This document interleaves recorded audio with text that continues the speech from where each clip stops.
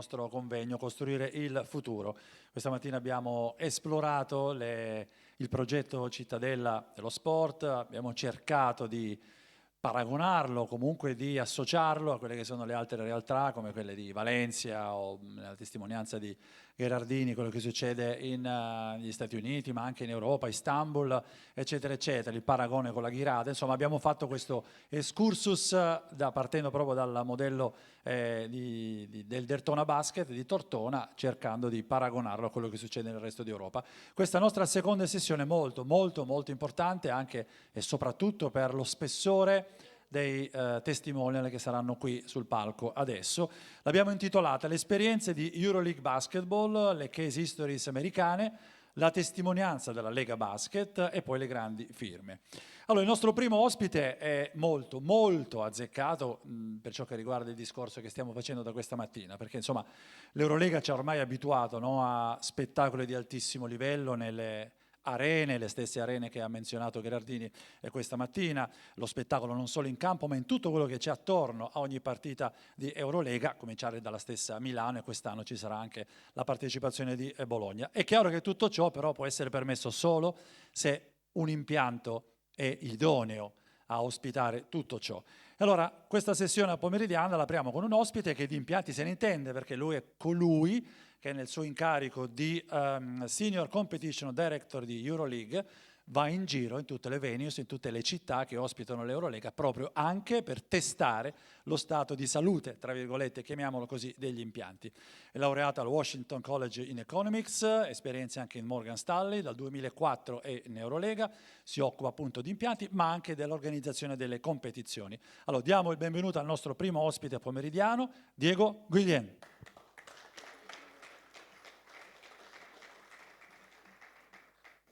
Ciao Diego, benvenuto. Ciao. Bene, grazie. Diego, quella è la... Ok. Ok, va bene. Thank you everyone.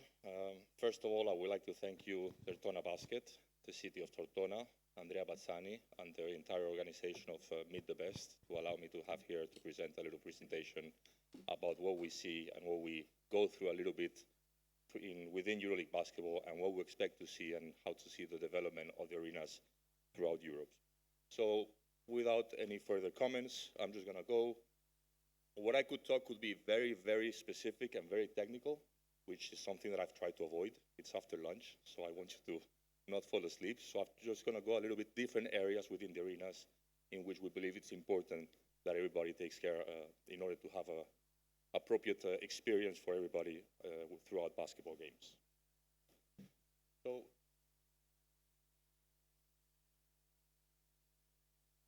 okay, perfect. So basically, one of the main objectives that we have in EuroLeague is about improving, enhancing the fan experience.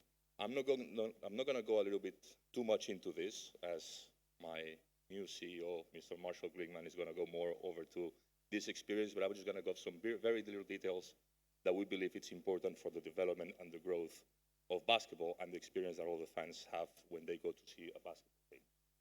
So basically, as you can see here, there are two different things that will enhance the experience of a fan.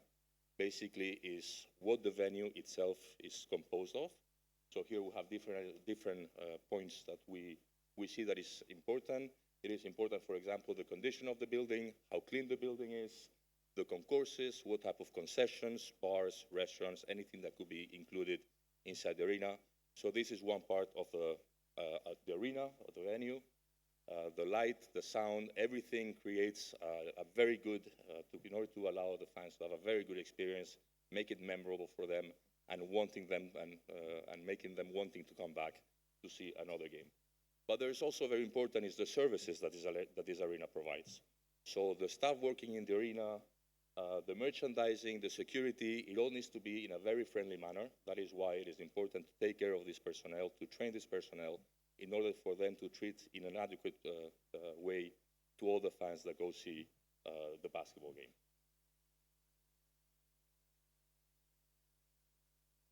Sorry about that. So basically, within this infrastructure space standards, basically there are 5 different very important points. As you can see here, is the hospitality, the access control, the video screens, the connectivity within the arena, and the wayfinding and the circulations. Going more now, leaving the experience for the fans, it is also very important the experience of everybody that attends the arena.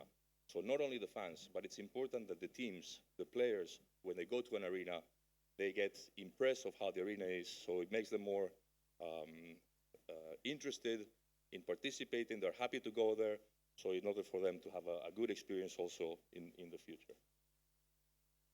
This is an old slide that we have in the EuroLeague. This is a slide from the year 2016 when we reached our agreement with IMG Media, the joint venture along with EuroLeague.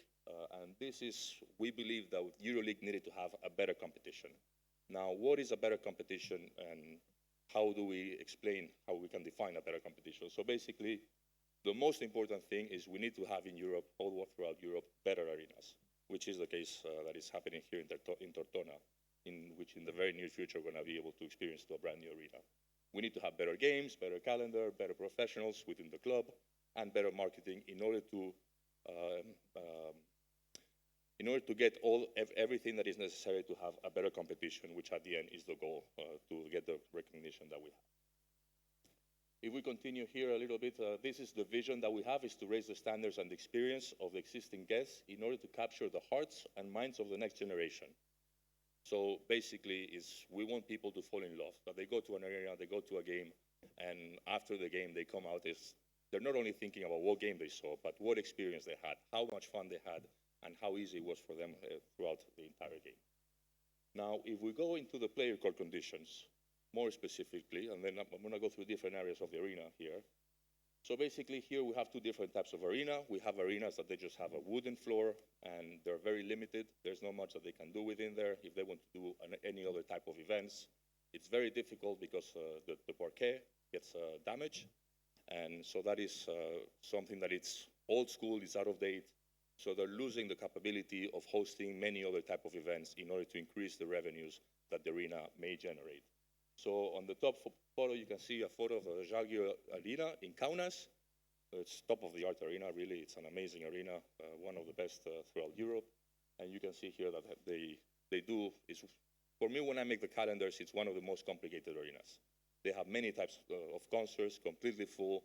So for me, it's actually a nightmare to create a calendar with them. But this is actually what we need. We need arenas to be able to not only have basketball games, but to have concerts, to have exhibitions, whatever you need in order to make the arena, to create revenues for itself. Here we go a little more into the basketball details. Like in the introduction I was said, I go throughout the different arenas within Europe, not only to check the arenas of EuroLeague, but also the arenas of the EuroCup. In my 18 years at EuroLeague Basketball, I have seen throughout Europe roughly around 50 different arenas. Some better than others, of course, but again, it is something that we need to do in order to make sure that the level of the competition gets to that certain level. So the arenas must meet the requirements that we have within the EuroLeague. So this is a very simple example. One of the things that we learned from the NBA is next to the baskets, when the players are going through a fast break, there needs to have some way of escape for the players. So in order basically to make sure that the players do not get injured in a silly way. So one thing that we created, as you can see on the left side, the stands are completely attached to the baskets. This is something that is actually very dangerous for the players, as any time they go and drive to the basket, they need to have some way in order to escape. And you can see on the right side a little bit a good example of how we want to have 80 centimeters next to the basket in order to allow the player to go through in case there is a fast break or something. We do not allow the TV cameramen to get into this area at any moment during the game. Photographers, this must be always cleared. And this is something that we make sure that the delegates that we have in our games, they need to check constantly. So whenever there is somebody there, we make sure that he takes that person off in order to provide the safety for the players throughout the game. So basically, we have the escape lane as an example. On-court stickers, it's another thing that it's very common here in Europe.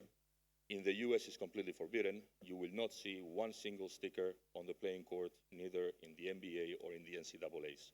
It's something that is completely out of the question, and it's something that slowly we're working within the EuroLeague in order to not allow or to forbid the use of stickers inside the playing court at least. At the moment, currently, in our regulations, we only forbid the use of stickers within the free throw circle. This is the area in which the players have more, there's more traffic during the game. So that is the area that we do not allow to have any paint. Obviously, the center circle, we still have allowed some stickers there, but we're in the progress slowly to make sure that all the arenas are sticker-free, also for the players' safety. We have the boundary area, the padding of the baskets, the LED systems also around the benches in front of the scorer's table. They must be properly padded. This is very important for the safety of the players, as long as many other things. This is an example that we see here of how you can have virtual advertising in the arenas on the playing court without any stickers. So everything is virtual. Nowadays, with the technology that we have, it is available that we can have even different advertisings in the same position for different markets. So let's say I have a game of a Russian team against an Italian team. So I can have a Russian advertising for the Russian TV and an Italian advertising for the Italian TV. So in order also to maximize the revenues from a sponsoring point of view. So here you can see, for example, underneath the scoreboard, the logo of the club, and on the upper corner, they seem like regular stickers. Everything is done electronically through advertising, ad hoc advertising. The sitting balls. Sitting balls, basically, we have different realities within basketball. We believe that the fans, when they go see a basketball game, they must have a perfect seat to get a better view and a perfect view of the basketball game. So this is an example on the left how a round bowl will grant and allow all the fans to be able to see clearly the basketball court. And on the right side, we see an arena here in Italy that what I've seen in my years of experience, basically, is that in Italy it's very common that the corners are used as stairs or something, so you lose a lot of square meters to have seats there. So this is very, very typical here in Italy. Hopefully this is something that is going to change in the future in order to have a complete ball surrounding and increasing the visibility for all the fans. Going back to here, I have a little anecdote. Once, a few years ago, when we had Bambit Bandirma joining the Euro Cup, they had a very tiny arena, and it was about 1,600, 1,800 spectators. And the regulations for the Euro Cup was minimum capacity of 3,000 seats. So they did, throughout the summer, they did some refurbishments in the arena to increase the quality of the arena and everything, but they couldn't change the main structure of the main basketball hall. So what did they do? They made smaller chairs. So in order to increase the regulations to up to 3,000, amid the regulations, and in order to be able to be accepted to participate in our competition. But again, this is, and I had to watch a game there, and you know, I wasn't very comfortable throughout the game. So this is something that the seats that you provide in an arena, it's also very important for the fan. We continue here a little bit with what we have created. This comes from even when Andrea Bassani was back in the EuroLeague, is the light degradation inside the arena. It is very important that the show is the basketball court, and slowly there's a degradation within the stands. We don't want the stands to be fully black, because we understand that it's good to see the passion of the fans throughout the game, but we don't want them to be just as clear as is the basketball court. So this is an example of how we degrade the amount of luxes in the arena, depending on how far you are from the playing court. So on the playing court, you have 100% of arena luminosity, and then from the first row, there's already an 80%, 20% degradation. From row 1 to row 7, we decrease to 50%, and so, in order to have the TV cameras and everybody concentrated on the basketball court, but at the same time to be able to show the experience and the emotions of the fans throughout the basketball game. This is just a little photo about the Final Four, the pregame show that we create. And here is something that is very important. It's also, in order to be able to create nice shows before the game, it's very important that the arenas have a restrike capability. This means that you can turn the light off and light on, and within seconds you are in full exposure, so you can continue the game right away. This is very important in order to be able to have a good team presentation before the game, for pre-game presentation, at halftime to have some shows, at timeouts. So this is something that it's also very important. The lighting in the arena is very important. It increases the visibility for the fans, for the players, and also for the TV. In the arenas that they don't have this system, we always have some, I want to say complaints from our TV partners, is because once we start with the pregame show, and the show finishes, we turn on the light, it takes a couple of minutes, then the cameras, they need to adjust a little bit, it takes a little minute to make sure that the cameras get the right visibility, the right brightness, in order to be able to show a proper image. So with this system of the instant strike capability system, it's right away. Everything happens right away, so the camera goes from black to lit in an instant second, or maybe within 30 seconds maximum, and that allows you also to be able to have many more opportunities to have more shows, to make also, this again goes with the guest experience, in order to make them feel more interested, having more fun, and not only focusing on the basketball game. Courtside seats. This is something that we've had it now for a number of years in the EuroLeague. It's also, when I started in the EuroLeague, I was completely against the courtside seats. Marshall, you know this. I come from the competition point of view. I wanted to make sure that the rules were met, and we didn't want to have any problems. And I came with the idea that the US is different than Europe.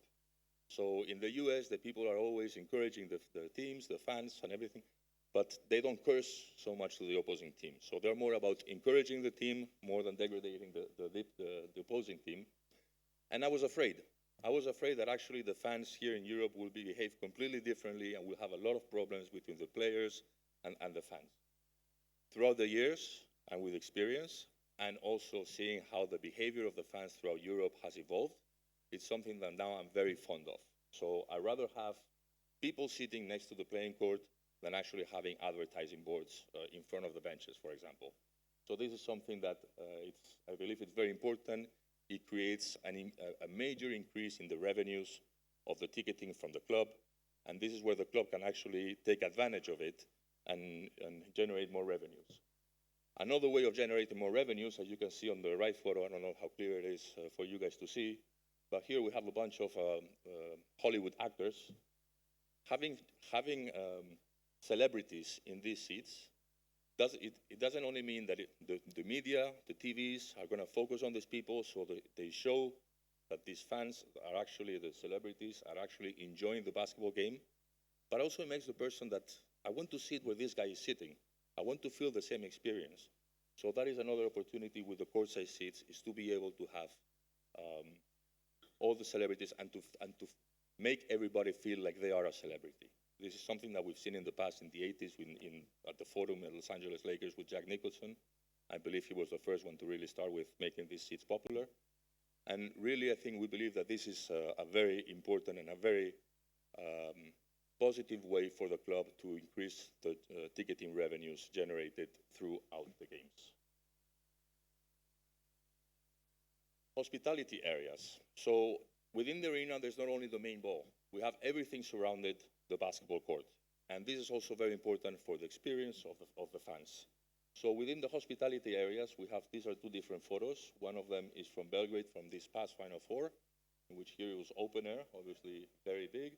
But every little club can have the little hospitality area. They can make it a very nice, decoration with music, TVs in order to see the games, in order to allow all the VIPs to be able to mingle with each other, and at the same time to have a good time aside from when the basketball game is taking place. This could be before the game, it could be a halftime, it could be after the game. In France, for example, it's very typical that after the game, all the sponsors meet and they have a dinner together, and the players come through there to say hello a little bit to the sponsors, more like a little bit like the NBA. And this is also very important for the sponsors and the VIPs to feel special, you know, a little bit to mingle with the players, to interact with the players. Locker rooms, again, nowadays, people from the media, you guys know this, there has been a major improvement on the locker rooms. We believe that the locker room is not only for the use of the players, but it's also for their well-being. So within the locker rooms, we always ask them there's certain material that must be there from a basketball point of view, a game clock, a whiteboard for the coach, a TV in order for scouting purposes, whatever. But we believe that it also must be comfortable for the player. He must be comfortable there before and after the game in order to feel comfortable all the way throughout. Here you have some examples of some of the EuroLeague basketball arenas. So we start on the top. This is the Žalgiris Kaunas Arena. On the bottom, we have Olimpia Milano Arena. And on the right, we have Fenerbahce at Ulker Sports Arena. These arenas are almost like NBA locker rooms. Sorry, these locker rooms are almost like NBA style. Now, one concern that we have at EuroLeague is the major difference that we have between the home team locker room and the guest team locker room. The guest team locker room, sometimes it looks like a gymnasium. There's no amenities, nothing going on there for the visiting team. And we believe that that is wrong for the comfort of the players. But nowadays, with the locker room passes for the media, it also shows a little bit how the visiting team is treated. So we ask both locker rooms to have a similar standard of quality. Obviously, we don't expect to be as nice as the home club, but at least to be a nice arena to make them feel comfortable. So when the cameras come into the locker room to make interviews, it shows also how comfortable the players are within the arena. Backstage areas. So within the backstage areas, again, we're not talking only about locker rooms or hospitality. In order to, when we go to a Final Four, this is one of our biggest headaches. Every department wants to have a little room for themselves in order to, to conduct their meetings, to work.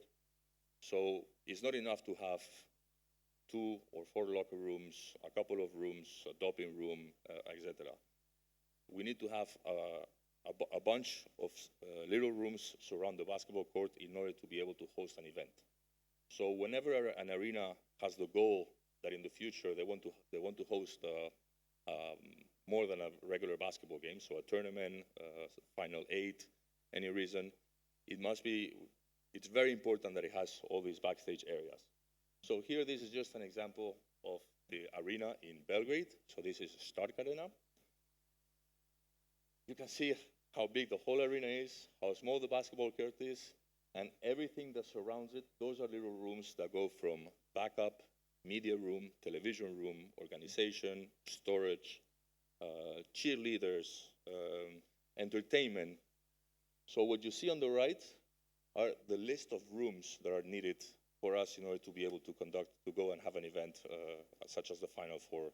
So this shows how important it is to have all the backstage areas set up in a proper way in order to be able to accommodate all the different needs that are needed throughout the event. So really, this is one of our biggest headaches. We sometimes have to refuse very nice arenas because we don't have a place to work. We don't know where to put the TV truck. And this is something that is very important when creating new arenas, that we make sure that if the goal of that arena is to have not only basketball games, but to be able to have concerts or many other areas or multiple team events, it's very important to have enough rooms to fit everybody, all the different needs from the league. Again, this is a little example about the TV compound here also at Stark Arena. We need to have a good TV compound area. We need to have loading docks, patch panels. The patch panels are also very important. A patch panel, it's something that when the TV truck comes, they just plug in a couple of cables, and they don't have to run cables throughout the entire arena, up and down and everything, which actually it's a lot of work when it could be very easily solved by just having installed a patch panel right away next to the TV compound. So again, the concourses, storage, and all other different areas. These are very, very important. I didn't want to go too much into detail. I could tell you a little bit all the little things that I checked throughout the basketball when I go throughout my inspections. But again, I just wanted to go a little bit through the different areas that we have in order to show you a little bit what is needed for us for the EuroLeague in order to have a good arena, to be able to host events, to be able for the arena to generate revenues enough, and at the end of the day to have also a good experience and to be shown in a nice way. Thank you very much. Just Diego, stay with us for a minute. Ferenc, io so che tu hai una curiosità per Diego, sono convinto, dovendo tu gestire, certo la cittadella dello sport non sarà come la Stark, non sarà come il Forum e tutto il resto, però non so, hai una curiosità per Diego dopo aver assistito, ascoltato a tutto ciò? No, non ti voglio costringere a fare una domanda, però secondo me tu una curiosità potresti avercela. Tieni Diego, tieni Ferenc. Ma anche da lì va bene. Thank you for. When you show the arena and you talk about the circle of arena, we don't have in our project this, but we have Italian typical arena. Okay, what do you think? Well, you mean about all the backstage area, all the different rooms. When I want to show you this is basically to show you from a EuroLeague point of view what we need from the Final Four in order to organize a Final Four. Obviously, we understand that this is very difficult to have all of this. But basically, we must not forget that if the goal of the new arena here is not only to host the Derthona Basket games, if we want to do something more, we just want to make sure that it's already planned, so everything is ready, in order, like I said, to generate more revenues for the club. And it's not mandatory, but it always helps. It's very important that you have the possibility of hosting different events and not only sticking with the basketball league. So this is basically what we want to say. Obviously, that list was, and the letters were very small, but if you get to see, there's so many things that it's hard to realize how important it is to have backstage areas. But again, it's not a necessity, but it's something that when somebody's making an arena, it's something to take into account just to see what the possibilities of the arena would be.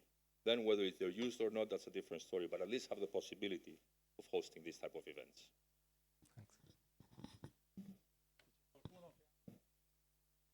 Qualche curiosità da Diego, altrimenti lo congediamo. Va bene così? Muchas gracias, Diego. Muchas gracias. Grazie. Beh, anche questo molto affascinante, anche come prima l'alcheria per ciò che riguarda il rapporto, no? I giovani, lo sport, la città, però poi vedere, poi capiamo, no? Perché quando in TV guardiamo le partite dell'Eurolega oppure andiamo a vederle a Milano, andremo a vederle a Bologna, capiamo che cosa vuol dire il contorno, qual è anche la rigidità, se vogliamo, dell'Eurolega affinché le venues, affinché le città che ospitano la competizione e le partite siano ben attrezzate e anche invitate a fare il meglio per rendere più confortevole tutto, dal pubblico allo spogliatoio, ai giornalisti, ai VIP, eccetera, eccetera. E il personaggio che abbiamo adesso, innanzitutto ci fa molto piacere averlo per un semplice motivo, perché è il gran capo dell'Eurolega e lo è da pochissimi giorni, anche se lui nel mondo del basket e dell'Eurolega c'è da tantissimi anni, però proprio da pochi giorni è diventato il nuovo acting CEO di EuroLeague Basketball e ci fa molto piacere ospitarlo qui a Tortona perché potrà dire la prima volta che ho parlato in Italia da acting CEO di EuroLeague è stato a Tortona e allora la gente potrà chiedersi anche Marco cos'è Tortona, dove è Tortona, quindi capire, no, quello che diceva Gherardini prima di far diventare questa città un punto stabile nel panorama del basket italiano e quindi di conseguenza europeo. E allora vi ho detto che lui da pochi giorni è è acting CEO di EuroLeague Basketball. Dal 1988 è stato ai Portland Trail Blazers come VP Business Development, dal 2002 è advisor di EuroLeague, nel 2004 ha creato la sua società G2 Strategic che come clienti ha l'Eurolega ma anche la Liga, il campionato di calcio spagnolo, il campionato di calcio francese, la Ligue 1, ma anche l'ATP per ciò che riguarda il tennis e veramente ci fa molto piacere perché come prima uscita italiana, europea a questo punto anche dal nuovo ruolo che ricopre e chiamare qui sul palco e salutarlo Marshall Glickman.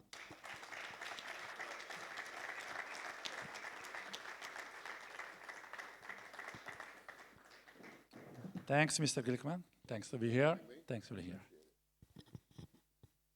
How's everybody doing? good lunch. Thank you for that. Appreciate it. Let's see how I do this. Okay. Thank you. Where's Andrea? Andrea, thank you. Oh, there you are. Thank you, Andrea. Thank you to the Gavio group for hosting this. I appreciate it. Thank you for the plane flight over. It was amazing. And congratulations to the Tortona Lions. I think you had a pretty good year last year from what I heard.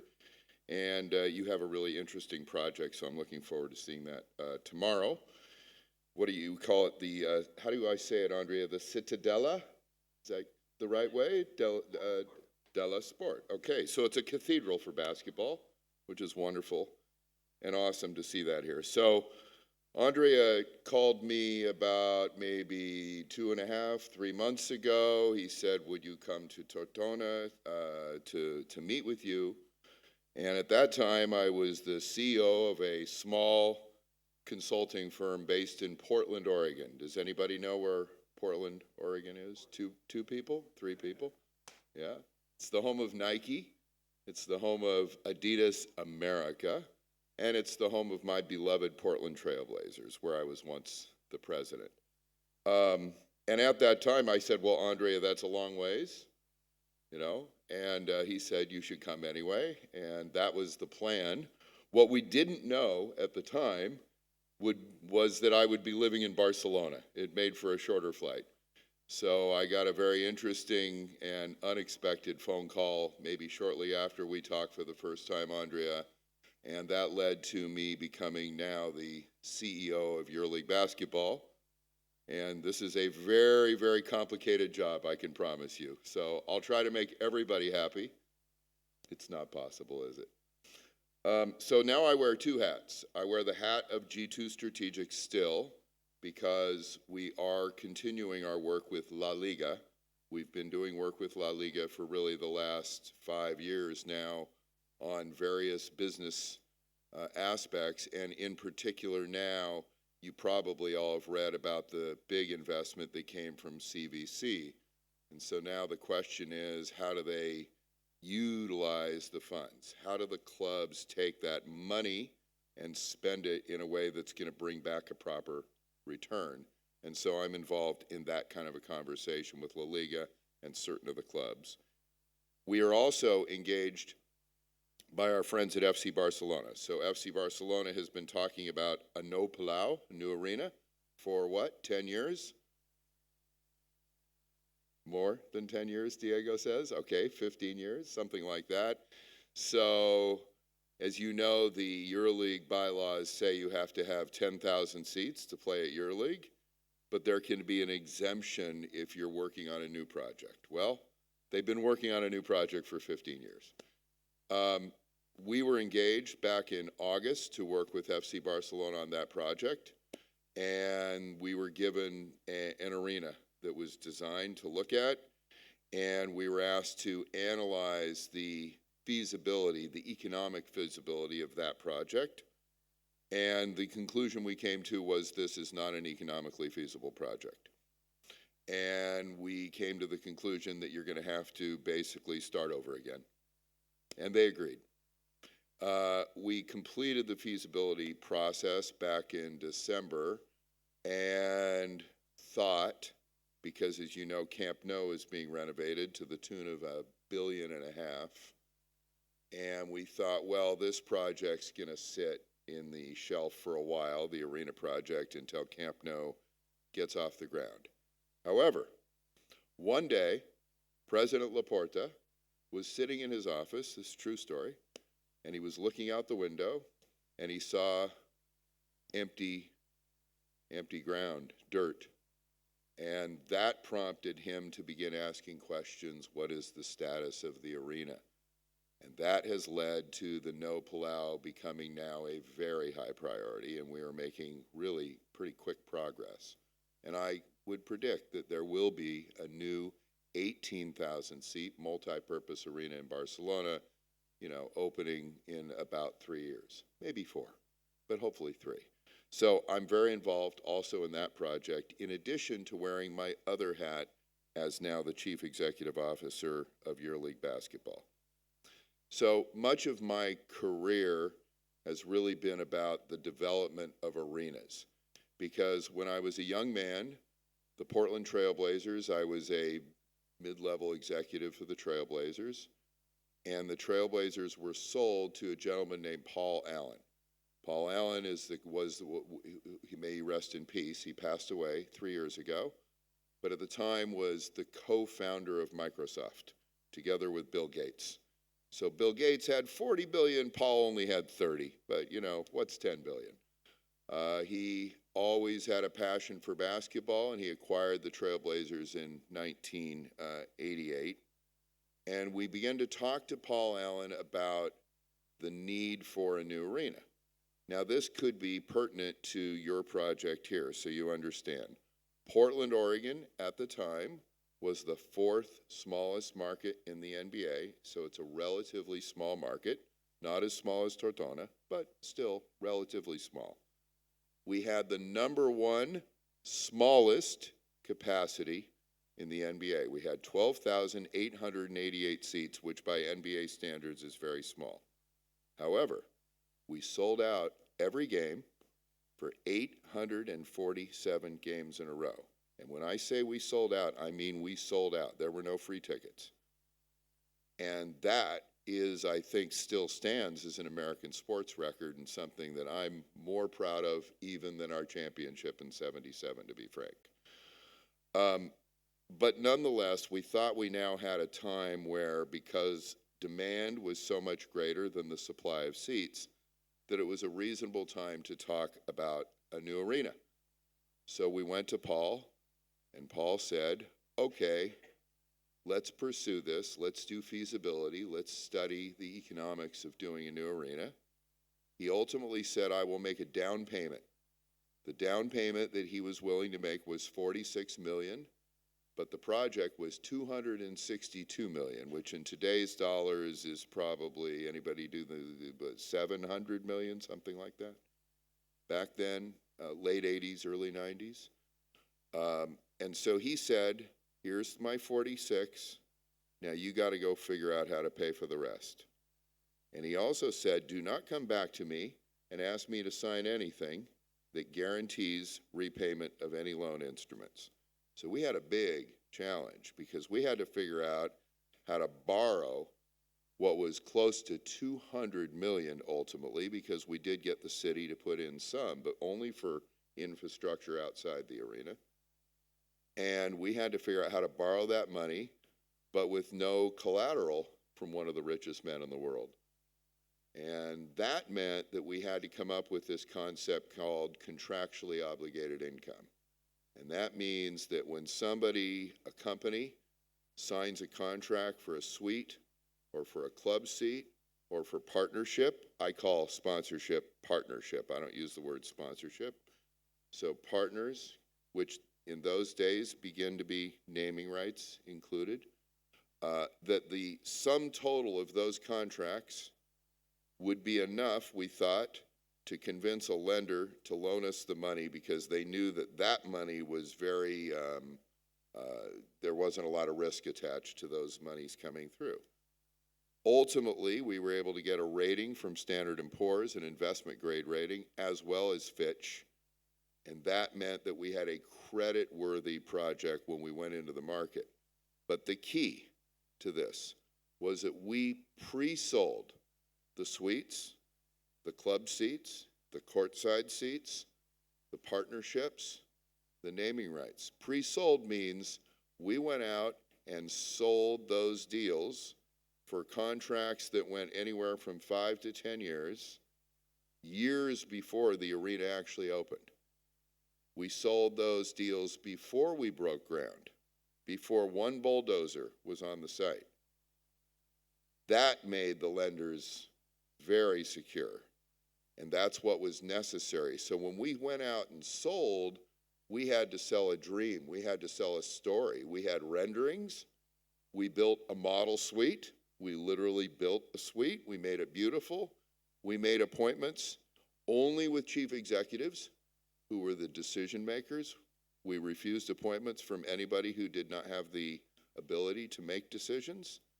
So the first appointment was with Philip Knight, the chairman and founder of Nike. He got the first appointment. He came in, he bought 2 Then we were able to tell the next prospective customer that Phil Knight just bought 2. And they said, well, I want to be like Phil Knight. So we sold the suites really very quickly, 2.5 months, 70 suites.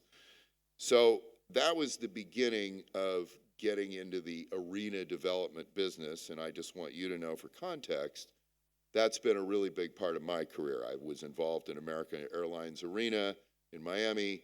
I've been involved in a lot of arenas in Europe that never actually got built, but we tried. We tried to do a new stadium at Roland Garros. We tried to do something in Moscow. There's a crazy story. I can only tell you that story over drinks. But, what I've learned and now, as you know, I'm involved with Barcelona. So what I've learned about arenas, the physical space matters, of course.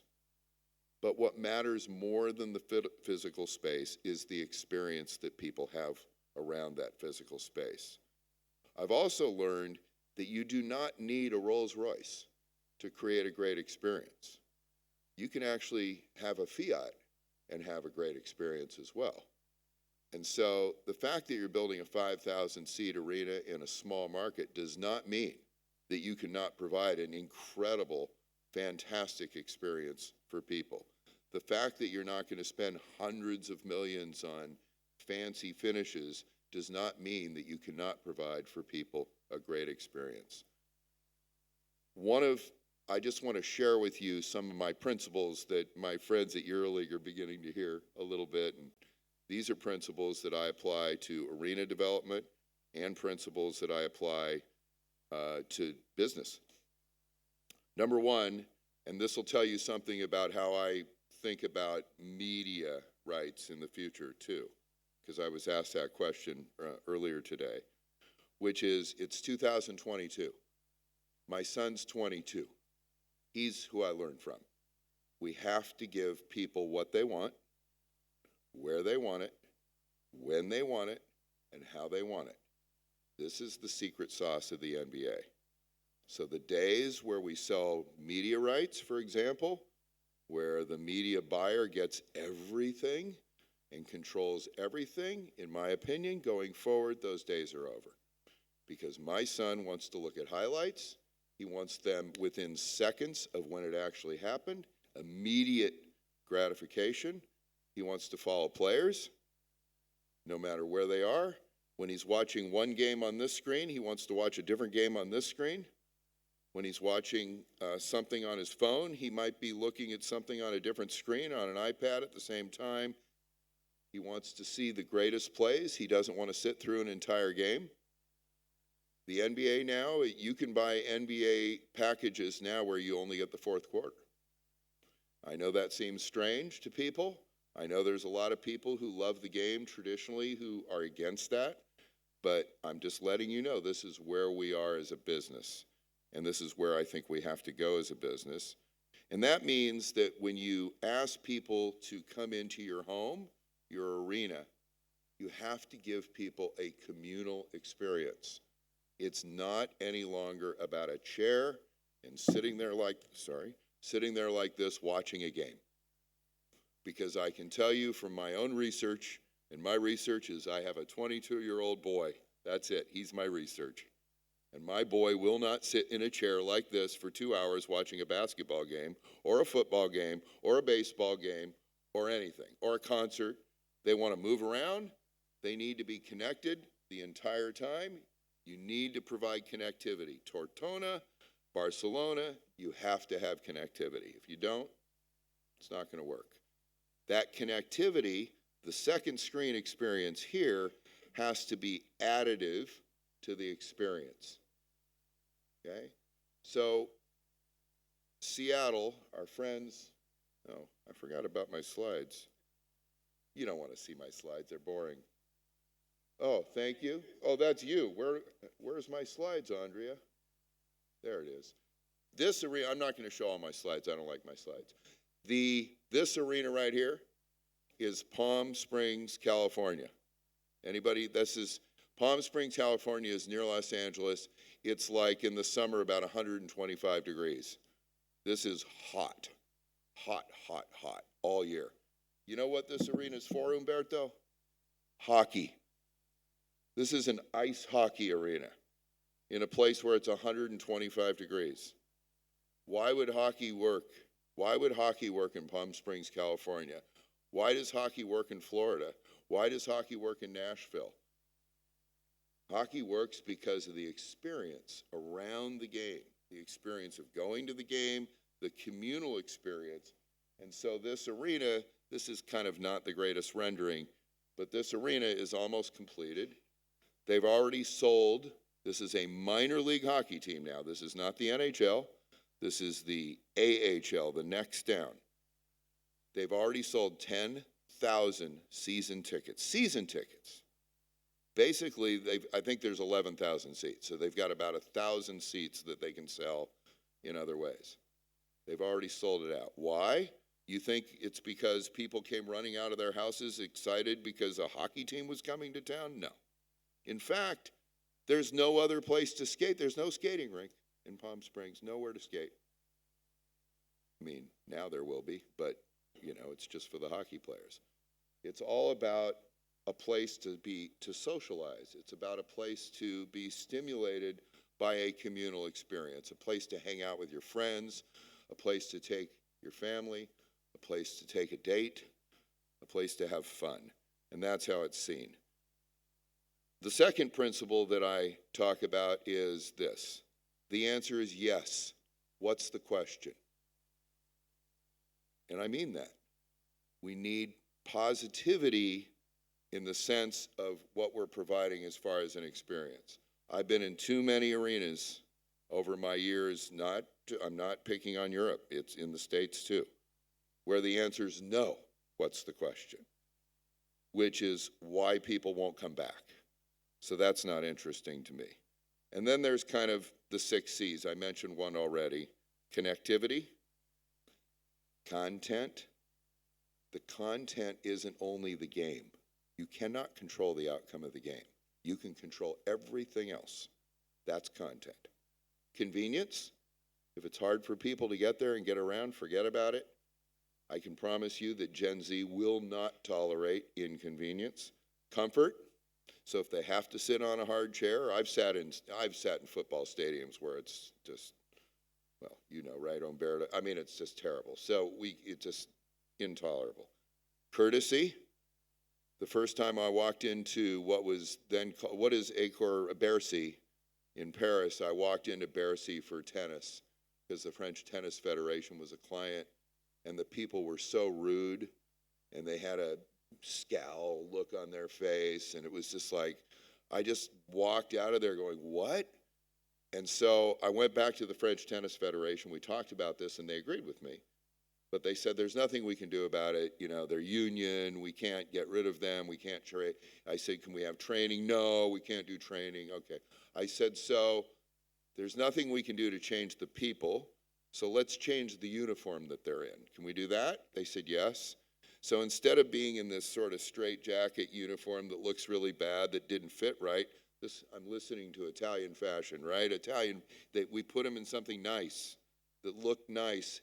Which, what did that do? It made them feel better. That's what fashion does, right? It makes you feel better about yourself. It gives you confidence. And then we made buttons. We made buttons, and we put a button on them in French, and the button said, may I help you? Question mark. So if they weren't going to use their mouths to say that, we put something on there that said that for them. And it was interesting to watch, seriously. Over the course of the tournament, which was like 7 days, you can't believe how the attitudes began to change, and people got friendlier and nicer, and there were more smiles. It was really quite extraordinary. And then finally, customers. And who are the customers? The customers are our partners. They are also our players, to your point, Diego. They are our coaches. They are the media. They are suppliers and vendors who are bringing products and supplies and services in and out. They are employees, because if you treat your employees badly, they will treat your other customers badly. Critically important. And then finally, of course, fans. So just a couple examples that aren't on my slides. There's a new arena in Seattle, Washington. It's called Climate Pledge Arena. The naming rights were purchased by Amazon for 25 million USD per year, which they will pay for each of the next, I believe, 15 years with a 3 or 4% annual increase on that 25, which is a lot of money. 3% of 25 million is a lot of money. You know, it compounds over time. So 25, I think, ends at like 35. They did not put the name Amazon on the building. The building is called Climate Pledge Arena because Amazon wanted to showcase and amplify and accentuate that they signed the Global Climate Pledge. Very important that they wanted to communicate that. But not only through the name. When you walk into the building, they communicate it in numerous ways as it pertains to the experience that you have, including a massive living wall. It's really plant material. It's amazing how they tell the story of the environmental challenges that we're facing in this world that we live in and what Amazon's doing to try to contribute to reversing the environmental degradation that we're going through. There's storytelling devices throughout the arena. The arena is wallpapered in digital, which means that they can tell stories. They have the platform to tell stories, to communicate. It's really quite extraordinary. They also do it with technology. So I took my son there, my 22-year-old, to see the Eagles. Andrea likes the Eagles, I think, right? It's our era, yeah. So I take him to see the Eagles. I kind of had to drag my 22-year-old. It's not really his thing, but I said, hey, it's the Eagles. You need to see the Eagles before they pass, right? And so there's 18,000 people. It's packed. And we came into the building, and there's like 10 minutes to go before the concert, and we wanted to have a beer. So normally in a U.S. arena to get a beer, you're going to be in line for about 30 minutes.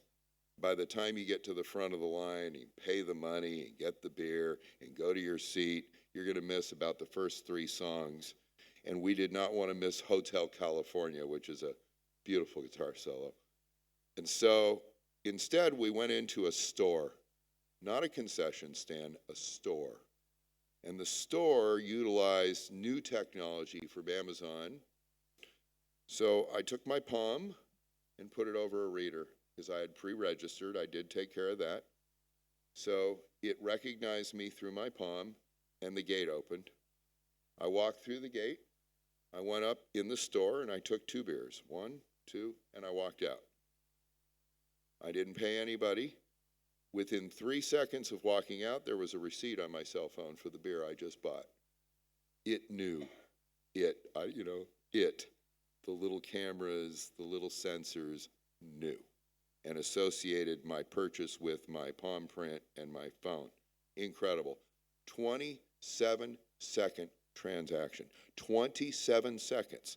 Sales, they're outselling every other arena in the United States by a significant amount because of the convenience, back to the C's I was mentioning, because they were making their customers really happy because now I didn't have to miss any of the concert. And so now there was an intermission. Normally an intermission isn't long enough to go stand in line and get a beer again, and so you're going to miss another song. Nope. Went back, had our second beer, just walked in, just walked out. Fantastic. There's so many examples like that. I'm going to give you one more example from the same arena, and I'm beginning to see this, because security in Europe, big deal. It's a big deal, right? Patriot One. I'm not here to sell Patriot One, okay, because they have competitors, but the idea of it. Normally, we now have magnetometers in our arenas like in airports. Magnetometers mean you have to empty your pockets, all the thing, and of course, I have a fake knee. So with a fake knee, as we experienced this morning, every time I go off, and so I slow the thing down because I have to have the wand or the pat down or the whatever. No. Patriot One is a radar-based technology that can see if you're carrying weapons or flares. Remind me of an arena in a place called Athens, Greece, yes? So, right, if somebody's bringing in something that they ought not to be bringing in, Patriot One detects that immediately. It comes up on an iPad, so the security officers who are not uniformed, they don't look like, you know, rough security officers. They're kind of standing in the background, can see that that patron has come through with something they shouldn't be having. So that way they can approach that patron calmly without creating a big brouhaha and a big incident, right? Calmly, go have a conversation with that person and take whatever action is appropriate. We're beginning to take advantage of technology. My point to you here is these technologies start off always being really expensive, and as these technologies are adapted, they're getting less and less and less and less expensive. We moved to Barcelona, literally into a house yesterday. I walked in, the TV was too small. I'm an American, I need a big TV, all right? 4 years ago, 5 years ago, to buy a big TV was what? It could be 3,000, 4,000 euros. I don't want to spend that. So no, now that same TV with more technology is like 400, 500 euros. So, you know, these technologies are being adapted, and you have the opportunity, in my view, to take advantage of some of those here. Am I okay on time, or? Okay. So just to give you a very quick look at some of the other, you know, I don't want to bore you with slides. There's a new football stadium in Los Angeles, California. It's not really new. It opened like 4 years ago now, when they added a second team in Major League Soccer in Los Angeles. This is called Bank of Cal Stadium, named after a bank. This team came from nowhere. No history, no leagues. It was created out of dust. And there was a pre-existing team, the Galaxy, that had been in the market for quite a long time. That's the team that had Beckham for a couple of years, right?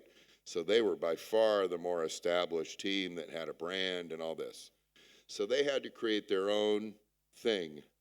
So what you're looking at there is a club area at the top, which isn't that high up because there's only 21,000 seats.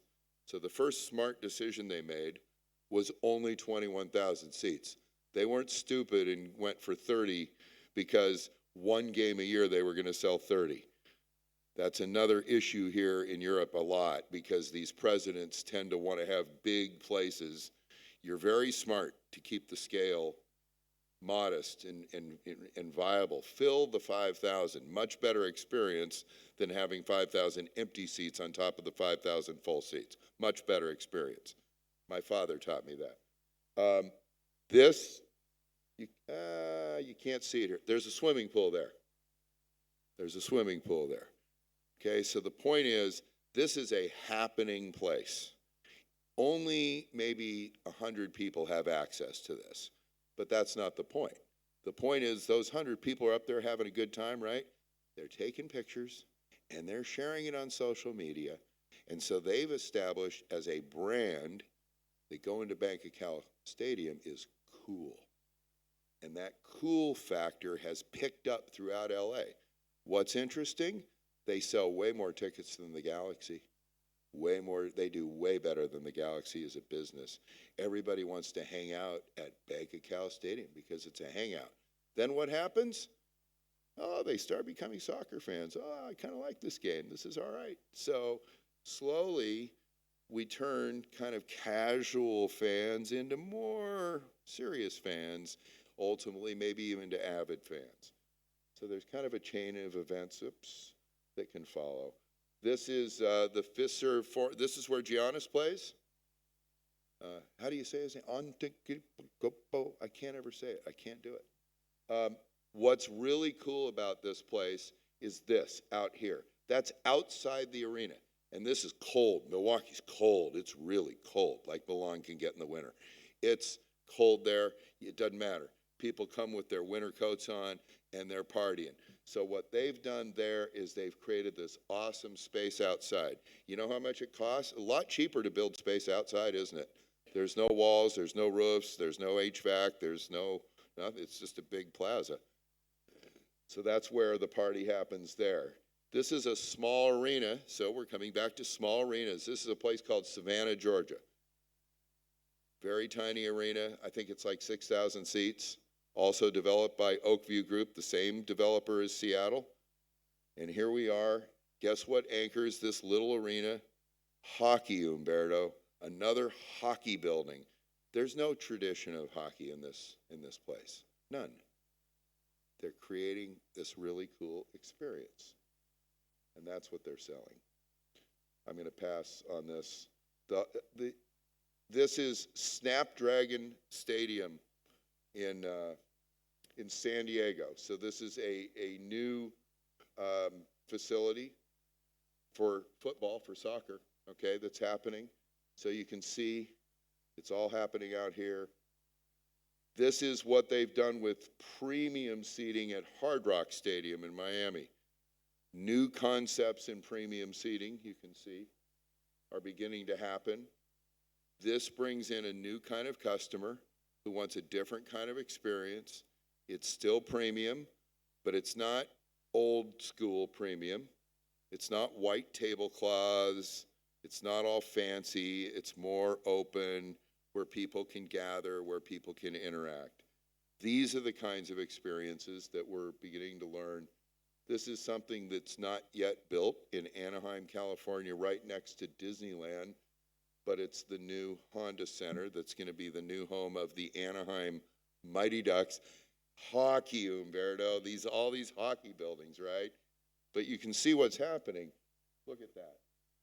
I mean, it's just all about what's happening on your way into, and that's an opportunity that I'm going to learn more tomorrow when I see the site, but that may be an opportunity that you have here that has nothing to do with adding cost to the building. It can just be what's happening sometimes outside the building can make all the difference. And this kind of experience is now coming to Spain. Here we are. I know my friend from Valencia is here. This is an awesome project. And I can tell you now, wearing my EuroLeague CEO, there you are, wearing my EuroLeague CEO hat, we're really excited about this. This is great. We need more venues like this that showcase the possibility. And it's an exciting market. I haven't been here yet, but I can already tell, and I'm a pretty good critic on these things sometimes, but I can tell I like it because it's so open on the outside, and it creates this connectivity to the outside instead of building something that's a wall that segregates you from the outside. So I can already tell I like it, and I haven't even been there yet. So good, it's great. Jacksonville, Florida, big project. It's NFL, the big NFL. But what are they doing? They're building a city. It's not a stadium, it's a city. The stadium is anchoring the city, but it's a city. But we come back to Europe. Small, relatively small market. Basketball club in Strasbourg. Again, fantastic. This is not an expensive project. This is a relatively inexpensive project. Yet, it's fantastic. It's the kind of thing that we're looking to see more of. So there's opportunities, and I guess I would just close with this. Experience, if you focus more on experience than traditional infrastructure, experience also creates opportunity to monetize. So it's not just about spending money to make it nicer.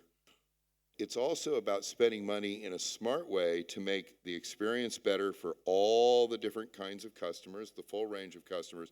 But all those experiences can be monetized, all of them. This is why, in the States, where we're building these things all over the place, right? It's the secret sauce, right, that makes it work, because it makes it economically viable. So the argument, I'm getting questions now from people, I'm 1 week into this gig, right? And I'm getting questions about bringing down costs all the time. And that's fine, we need to control costs. But I also want to talk about raising revenues, you know? There's opportunities to raise revenues that maybe you're not even seeing. Maybe I haven't even seen yet, that we need to discover new ways. And we're seeing a lot of this revenue coming not from traditional categories. Not from banks, not from airlines, not from betting companies, not from beer, not from Coca-Cola, not from Taco Bell, not from Domino's. Those are, those categories are always out there. But we're starting to see a lot of B2B. We're starting to see a lot of companies that you may never have heard of doing business and branding spaces, particularly premium spaces. So in Seattle, going back to that example, the suites are called the PitchBook suites. Anybody here know what PitchBook is? See, not one person. See, it's not some it's not McDonald's, I can tell you that. PitchBook is it's a business data and analytics platform. So if you worked in the financial industry, you'd know what PitchBook is, if you were in finance. So they're really using that to talk to a very, very small niche customer. But they know that their customer, their prospective customer, is going to be there. And they're also using it because they can take photographs, video, and other things in that experience, right? They can capture it really easily, and then they can amplify it by getting it out there through certain social channels. In their case, they're using business social channels like LinkedIn to show people what the experience is like. So when they're associating their brand with that experience, they only need to gain a very small number of incrementally greater customers to justify the investment. It doesn't matter to them if they're influencing a mass number of people. It only matters to them who they're influencing. And that, in my opinion, is a big opportunity for those of us in the basketball business in Europe. There's a lot of white space out there. Football does what football does. Football's mass appeal. We're not that. But we have the opportunity to talk to new markets. Gen Z loves basketball. Our players are so accessible. I met with the players, with Diego just the other day. Players are awesome. The players want to go out and talk to people and interact with people. Football players don't do that. That's not the culture, right? We have opportunity. We should take advantage of our venue spaces and do that. So that's it. That's what I wanted to say. Thank you for listening. I appreciate it. Thank you, Mr. Glickman. A very interesting speech. Thank you very much. I will call you later for the question answer at the end of the meeting, okay? On the stage. Thank you very much. Alla fine, attenzione, no, dobbiamo eleggere un nuovo acting CEO. Non è bello da subito.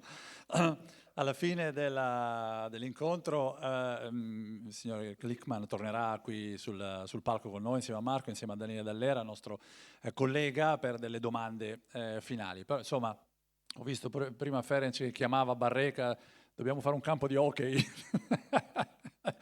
Ha risvegliato anche antichi interessi proprio e passioni del prossimo ospite che abbiamo qui. Intanto volevo chiamare Luca Chiabotti qui sul palco, che è uno dei fondatori di Untitled Basketball. Ciao Luca, organizzatore ovviamente anche di questo evento. Luca, prendi pure posto, perché lascio a te il compito di puntare i riflettori su un nostro ospite che ha un ruolo molto importante, perché deve deve tirare le redini della Lega Basket italiana.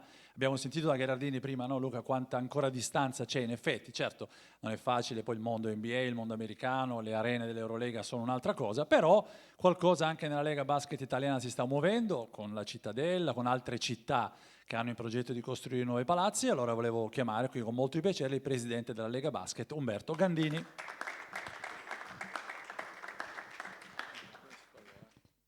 Sì. Ciao Umberto, buonasera.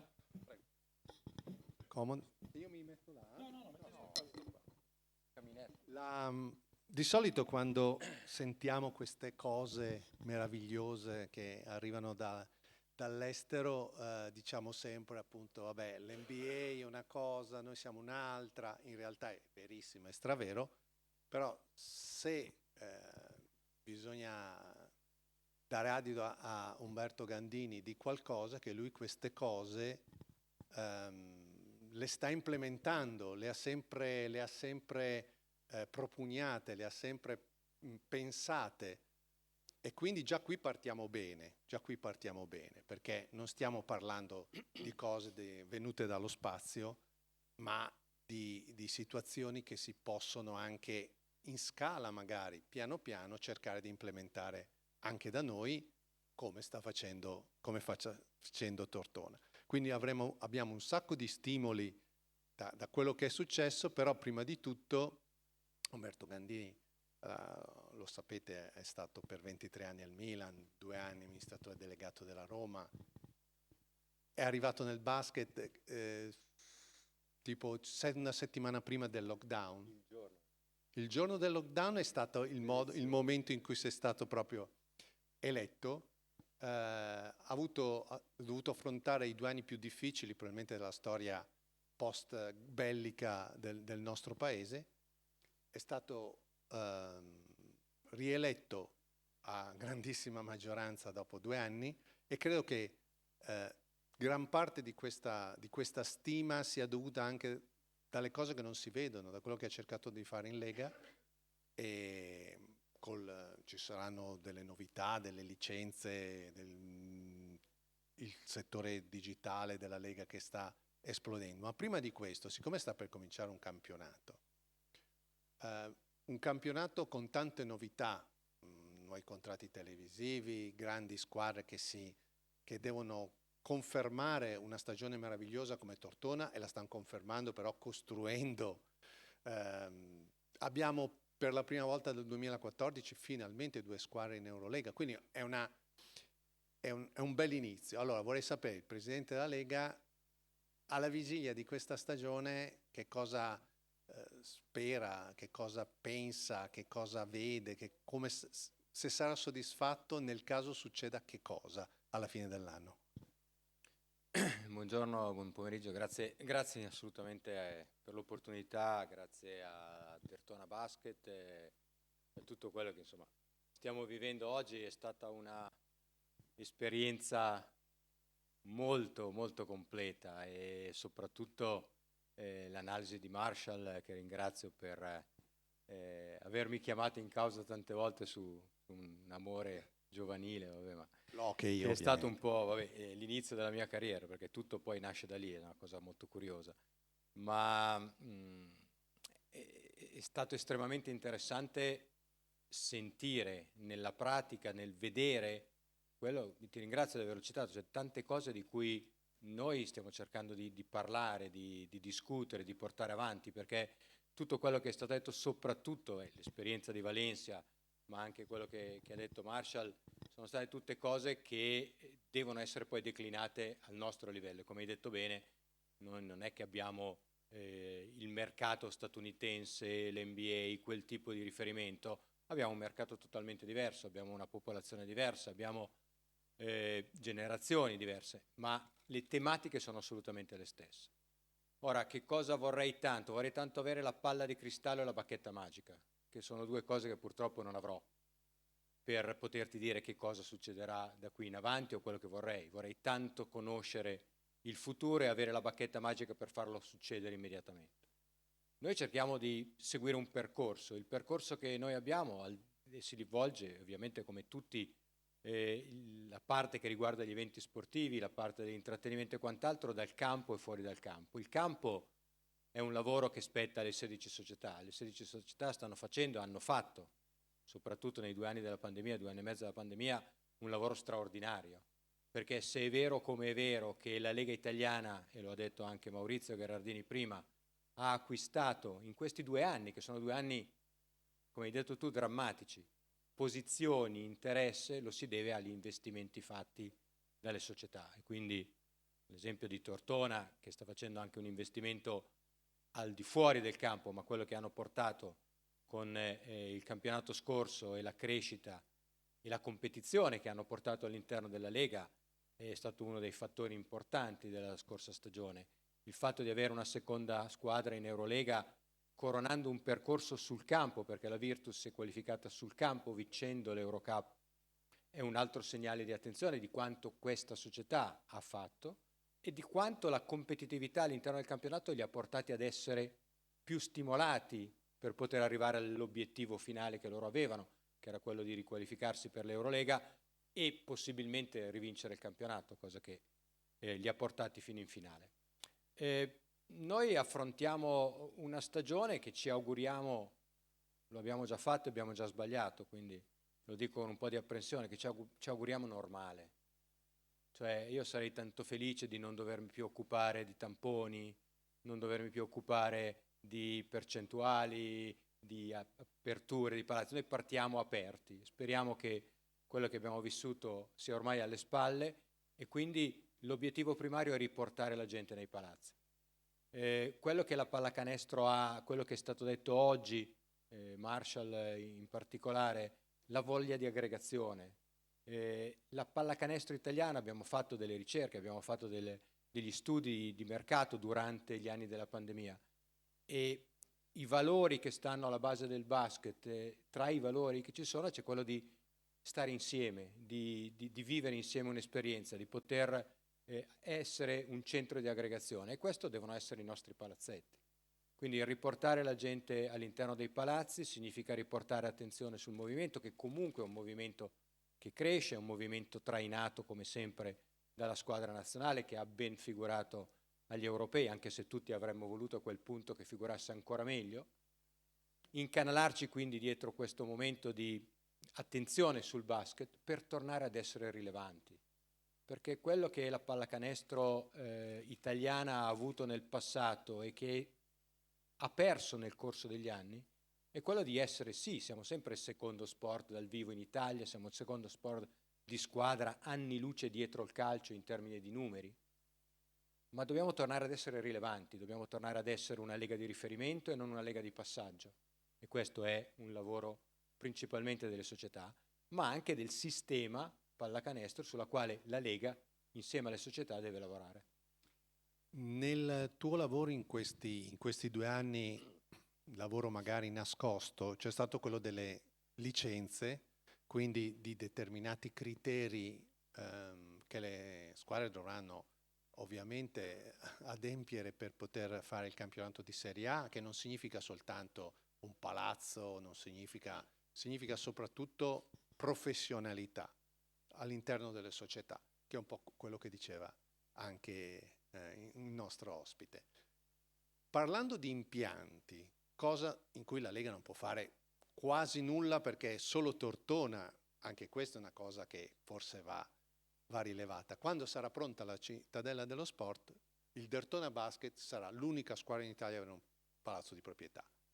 Quindi è un altro record, ce ne sono stati in passato, quelle proprietà non ci sono più, e quindi è come un nuovo, diciamo, una rinascita. Ecco, considerando che voi con molte strutture pubbliche, con quello che comporta, non potete agire più di tanto, ma in quest'ottica di licenze così, sugli impianti, che cosa può fare la Lega e cosa vuole fare la Lega?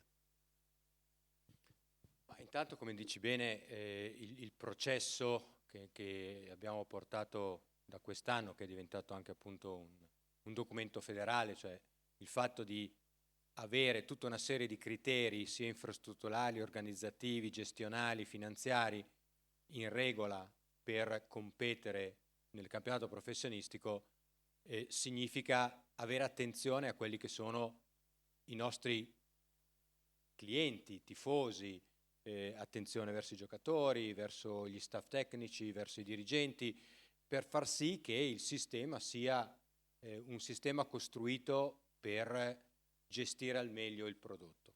E il prodotto è la pallacanestro. Poi sotto quello c'è lo sviluppo dei giocatori, quindi criteri per il settore giovanile, la necessità di avere determinate figure, gli aggiornamenti professionali, il fatto che determinate posizioni debbano essere coperte dai professionisti e non da persone che, animate da buonissima volontà, però che non hanno magari fondamentali per svolgere certi ruoli.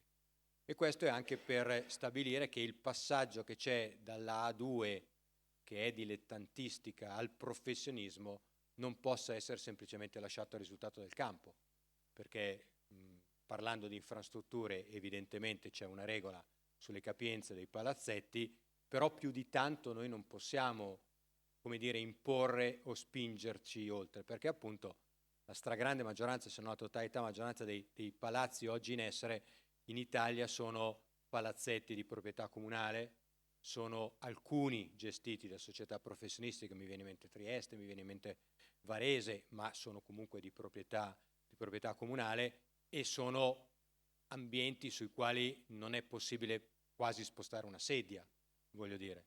Le regole di cui ha parlato Diego prima sono regole che la Eurolega, essendo un'associazione privatistica e lavorando da organizzatore della competizione, quasi scegliendo quelli che ci partecipano, ha ovviamente la possibilità di stabilire criteri, regole e quant'altro. Noi quest'anno prenderemo ad esempio quanto Eurolega fa per i courtside seats, e anche noi quest'anno in Italia avremo una regola per chi siede nei posti intorno al campo, perché giustamente dobbiamo dare a tutti i protagonisti, che non sono soltanto i giocatori e i dirigenti, ma sono anche gli arbitri, la possibilità di svolgere al meglio il loro lavoro e di non essere oggetto di scherno, di insulti, di minacce fisiche o quant'altro. Quindi chi ha la fortuna e il privilegio di sedere in certi posti dovrà rispettare determinate regole.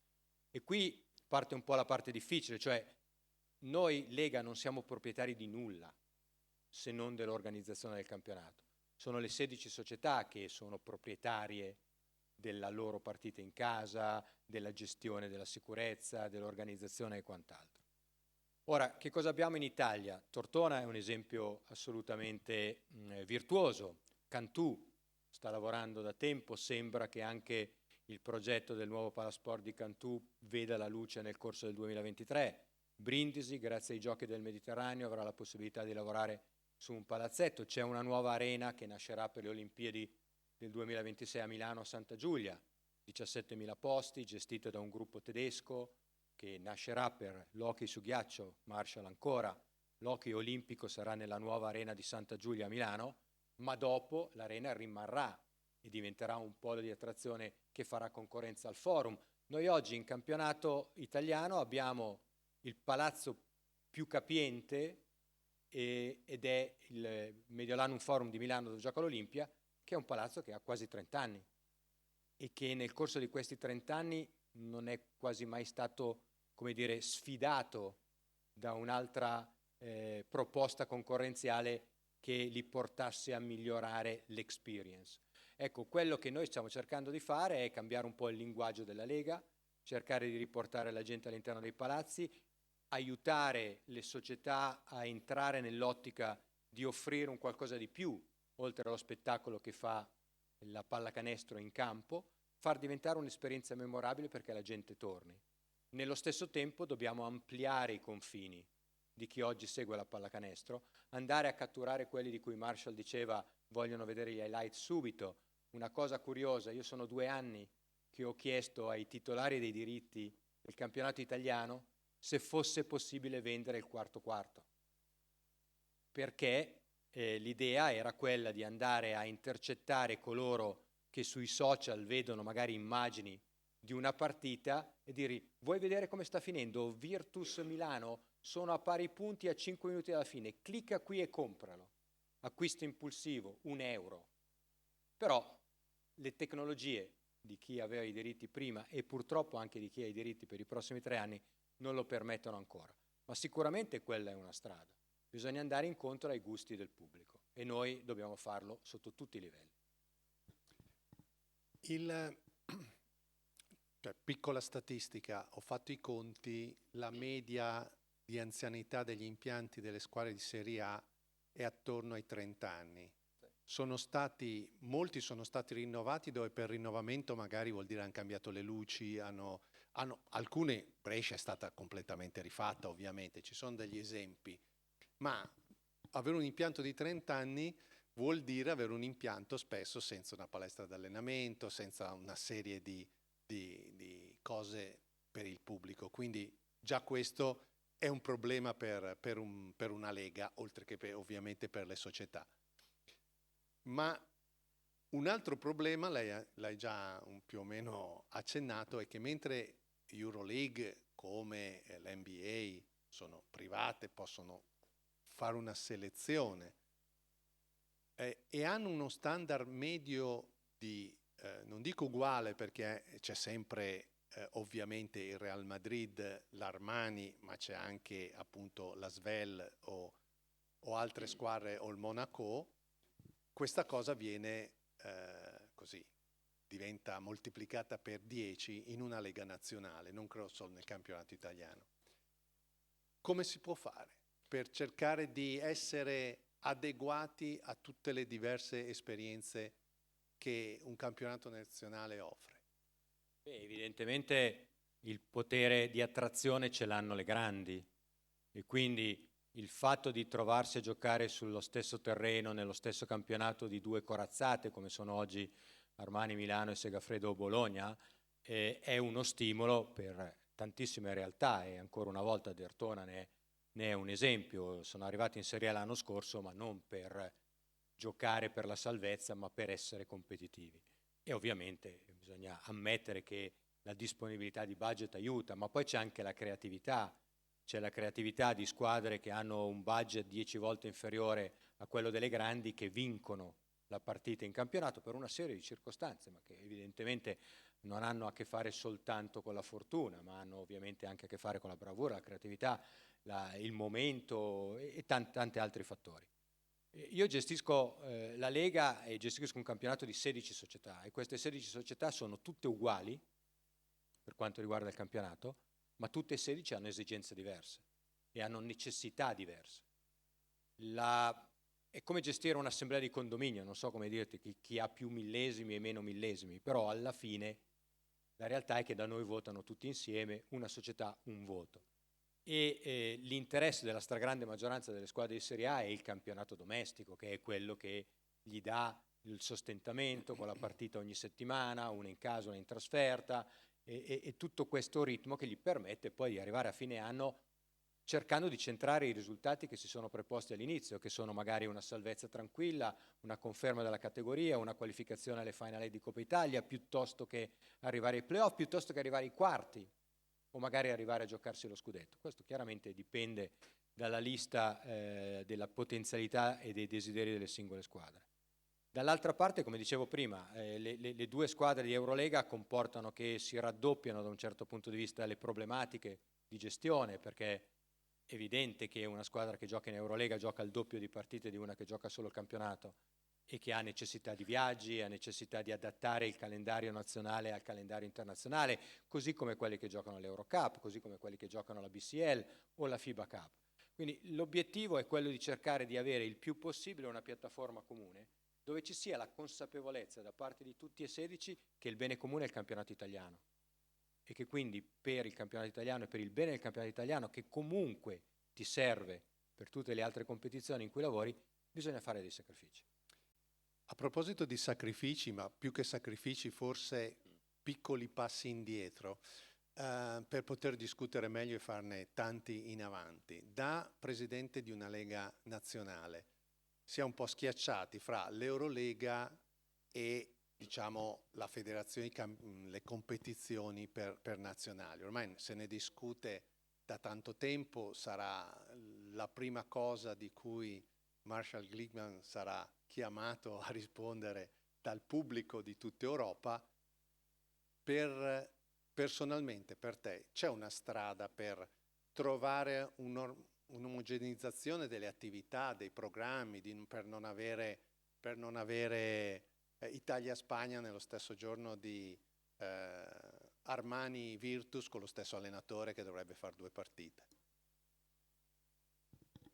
La mia esperienza, che appunto viene dal calcio, mi ha portato a occuparmi per tantissimi anni di quello che è il documento più importante al di fuori del regolamento del calcio, che è il calendario internazionale.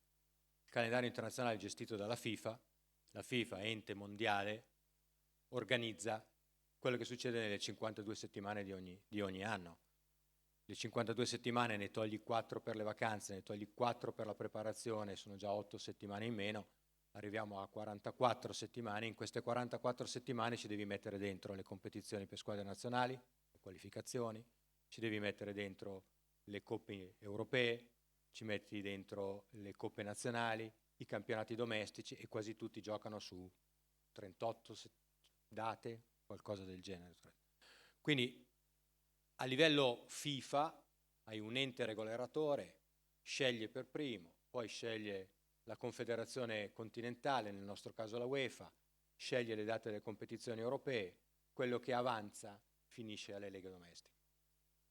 E questo è un po' stato il sistema che ha retto fino a Qatar 2022, dove c'è stata la rivoluzione copernicana di un mondiale d'inverno, quando evidentemente i campionati del mondo sono sempre stati giocati d'estate, che fosse estate o inverno in quel determinato paese.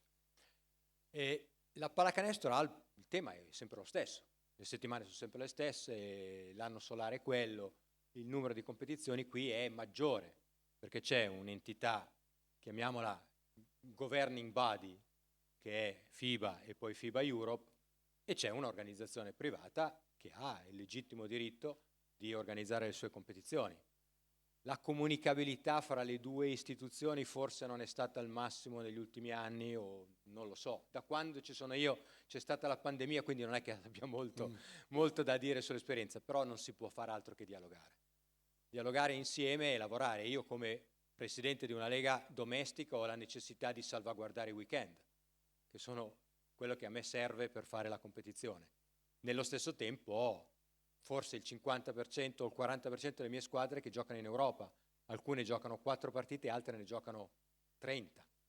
Ci sono squadre nella mia lega che giocano 80 partite all'anno, 2, 1, quest'anno 2, l'anno scorso 1, chi poco meno, e ci sono squadre che, come dicevo, giocano una volta alla settimana. Uno dei temi che sicuramente sarà sul tavolo al più presto, e penso che Marshall lo sappia così come lo sa FIBA, è che devono parlarsi. E che devono parlarsi trovando intanto una linea guida, ma poi tenere presenti le esigenze di tutte le varie parti correlate, perché lavorare in isolamento non è sicuramente la ricetta. Tu hai una grande esperienza nel calcio, noi diciamo sempre sono due cose differenti, ma c'è qualcosa che si può portare dal calcio o hai portato dalla tua esperienza calcistica nel mondo del basket, o stiamo parlando proprio di linguaggi differenti, esigenze troppo differenti? No, beh, a me piacerebbe portare degli zero da aggiungere alle cifre con cui lavoriamo, perché se tu pensi che il calcio genera in Italia più di 1.300.000 euro, cioè 1.300 milioni di euro di ricavi, diciamo, complessivi, noi siamo probabilmente intorno ai 7-8 milioni di euro. Quindi se fossero 70 sarei molto più felice, e penso che sarebbero felici anche le 16 società che rappresento. Per arrivare lì è un percorso estremamente lungo e, come dicevamo prima, passa dagli impianti, passa dalla volontà di un paese di investire nello sport. Tu prima hai parlato degli impianti di basket che sono vecchi 30 anni. A parte l'esempio dello Juventus Stadium, gli impianti in Italia del calcio sono stati toccati nel 1990 per i mondiali. Da allora in avanti abbiamo avuto dei disastri, dei campi scomparsi, alcuni leggermente ritoccati, ma principalmente perché sono cambiate le leggi. Nel basket certi interventi sono stati fatti perché sono cambiate le leggi relative alla sicurezza, e quindi gli adeguamenti sono stati fatti per avere delle capienze diverse in base alle necessità che la pubblica autorità ti imponeva per avere un determinato numero di spettatori, non certo per arrivare a offrire un'esperienza migliore. Quindi queste un po' sono le tematiche. Penso di aver perso il filo del discorso rispetto alla tua domanda. No, ti chiedevo solo quindi, se il calcio no, tanto ecco, a parte gli zero, che ovviamente era una battuta, però era l'idea di cercare di fare qualcosa per far crescere il giro d'affari, i ricavi, di conseguenza tutto. Ma già adesso il sistema delle licenze evidentemente deriva da un'esperienza calcistica. Per giocare le coppe europee e il campionato italiano dovevi avere una licenza da professionista. Da quest'anno tutte e 16 le squadre hanno ricevuto una licenza dalla Federazione Italiana Pallacanestro, e l'esempio è stato talmente virtuoso che anche la Lega 2 e la Lega Femminile, ovviamente con i dovuti aggiustamenti e con le dovute particolarità, adotteranno un sistema di questo tipo per il prossimo futuro. La Lega di Serie A è né più né meno alle stesse dinamiche della Lega Calcio, le tematiche, le problematiche, le personalità. Quindi non è che sono io che porto, è che ci sono tante similitudini comunque, e magari l'esperienza di averla vissuta con un altro pallone mi porta ad essere un po' più preparato. Ecco, brevemente c'è stato un momento un po' di attrito, diciamo così, sulla televisione, con questo T maiuscola, no? Tutti vorrebbero andare in televisione, tutti vorrebbero andare probabilmente su Rai 1 il sabato sera in prime time. Non si può, punto. Ma a parte questo, c'è un nuovo contratto, diciamo. Oltre al contratto c'è una nuova forse logica anche in quello che avete deciso di fare. Brevemente mi dici cosa ti ha portato a fare questo tipo di scelta?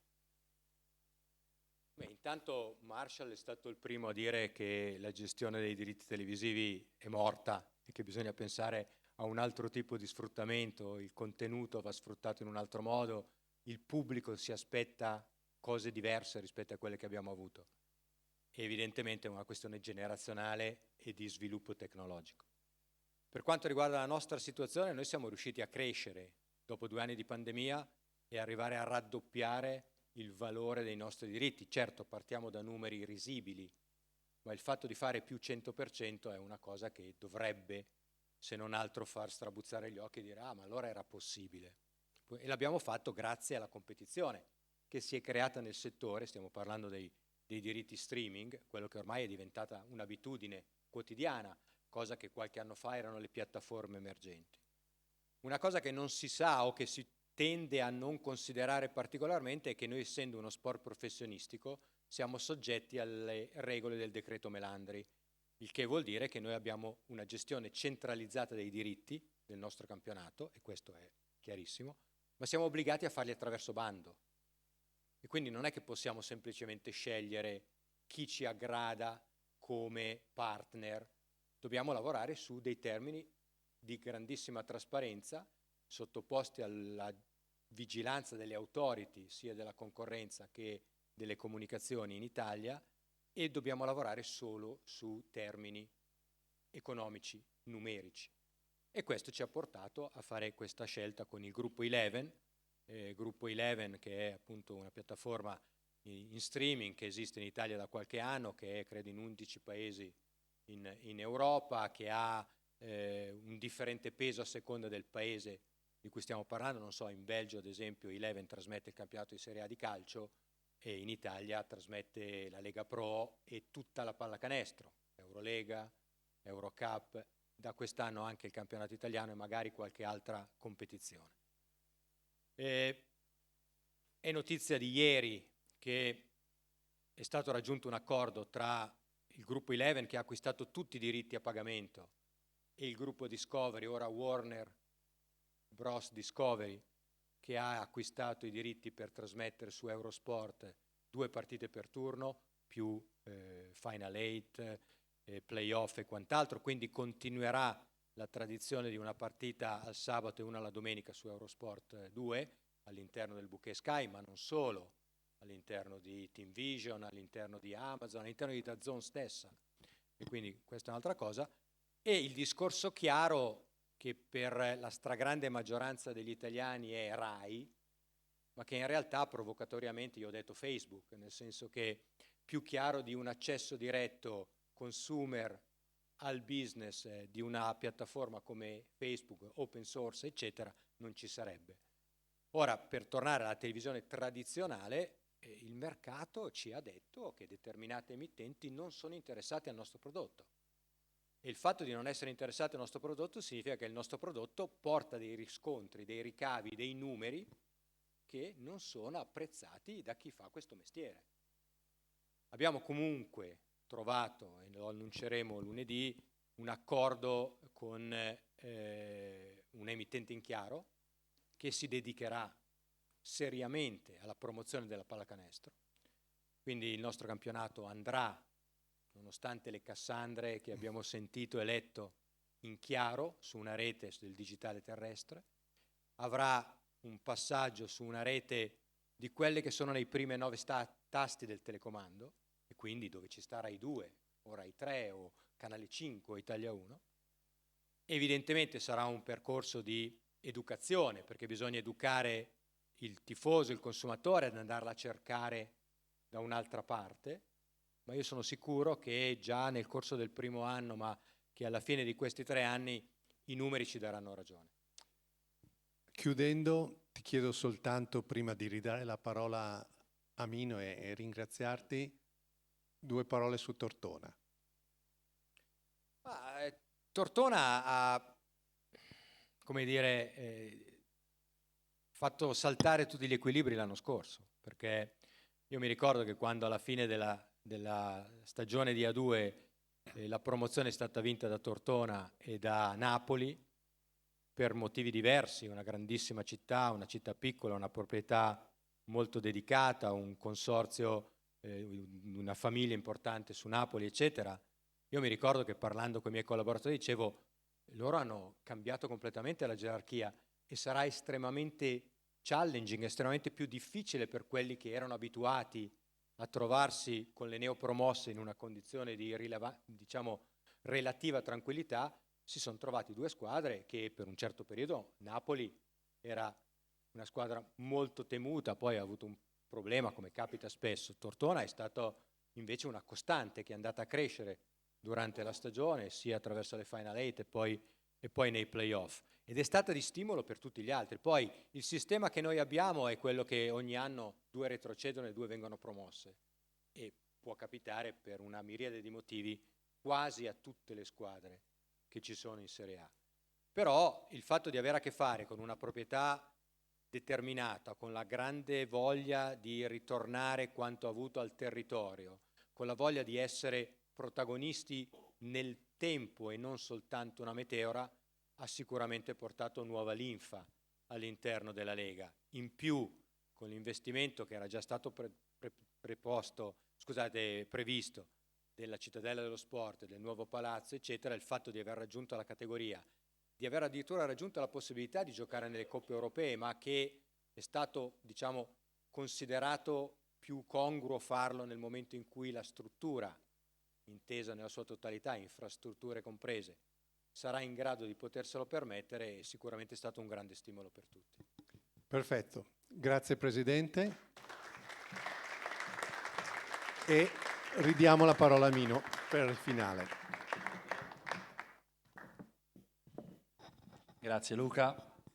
Allora, le conclusioni le traiamo in questo modo. Volevo chiamare qui con noi, innanzitutto Marco ha fatto lo staff di Beniamino Gavio, ci ha mandato i saluti, purtroppo non è potuto intervenire, ma è con noi, ci ringrazia, noi che ringraziamo lui, ma lui ci ringrazia anche per questo palcoscenico oggi aperto sulla città di Tortona e su quello che sta accadendo a Tortona, e comunque fatto piacere anche a lui, ci manda i saluti. È un buon proseguimento di lavori che stanno volgendo al termine, ma vogliamo volgere al termine con una sorta di question time finale che probabilmente potrà anche dissipare alcuni dubbi, no? Che vi sono venuti ascoltando i nostri relatori. Per questo voglio chiamare il collega e amico Daniele Dall'Era, che è il capo dello sport del Corriere della Sera, che peraltro a Tortona è molto legato anche per qualche provenienza, qualche origine, qualcosa, no Daniele? Quindi a te il compito e voglio richiamare innanzitutto nuovamente sul palco Mr. Glickman. Mr. Glickman, please come on stage with us. Ok, grazie. E poi Marco Picchi, che è il presidente del Derthona Basket, e li lascio al fuoco di fila che arriva dal microfono. Sto qui anche io. Thank you Mr. Glickman, grazie Marco. Eccoci qua, il microfono lo cedo a voi. Grazie.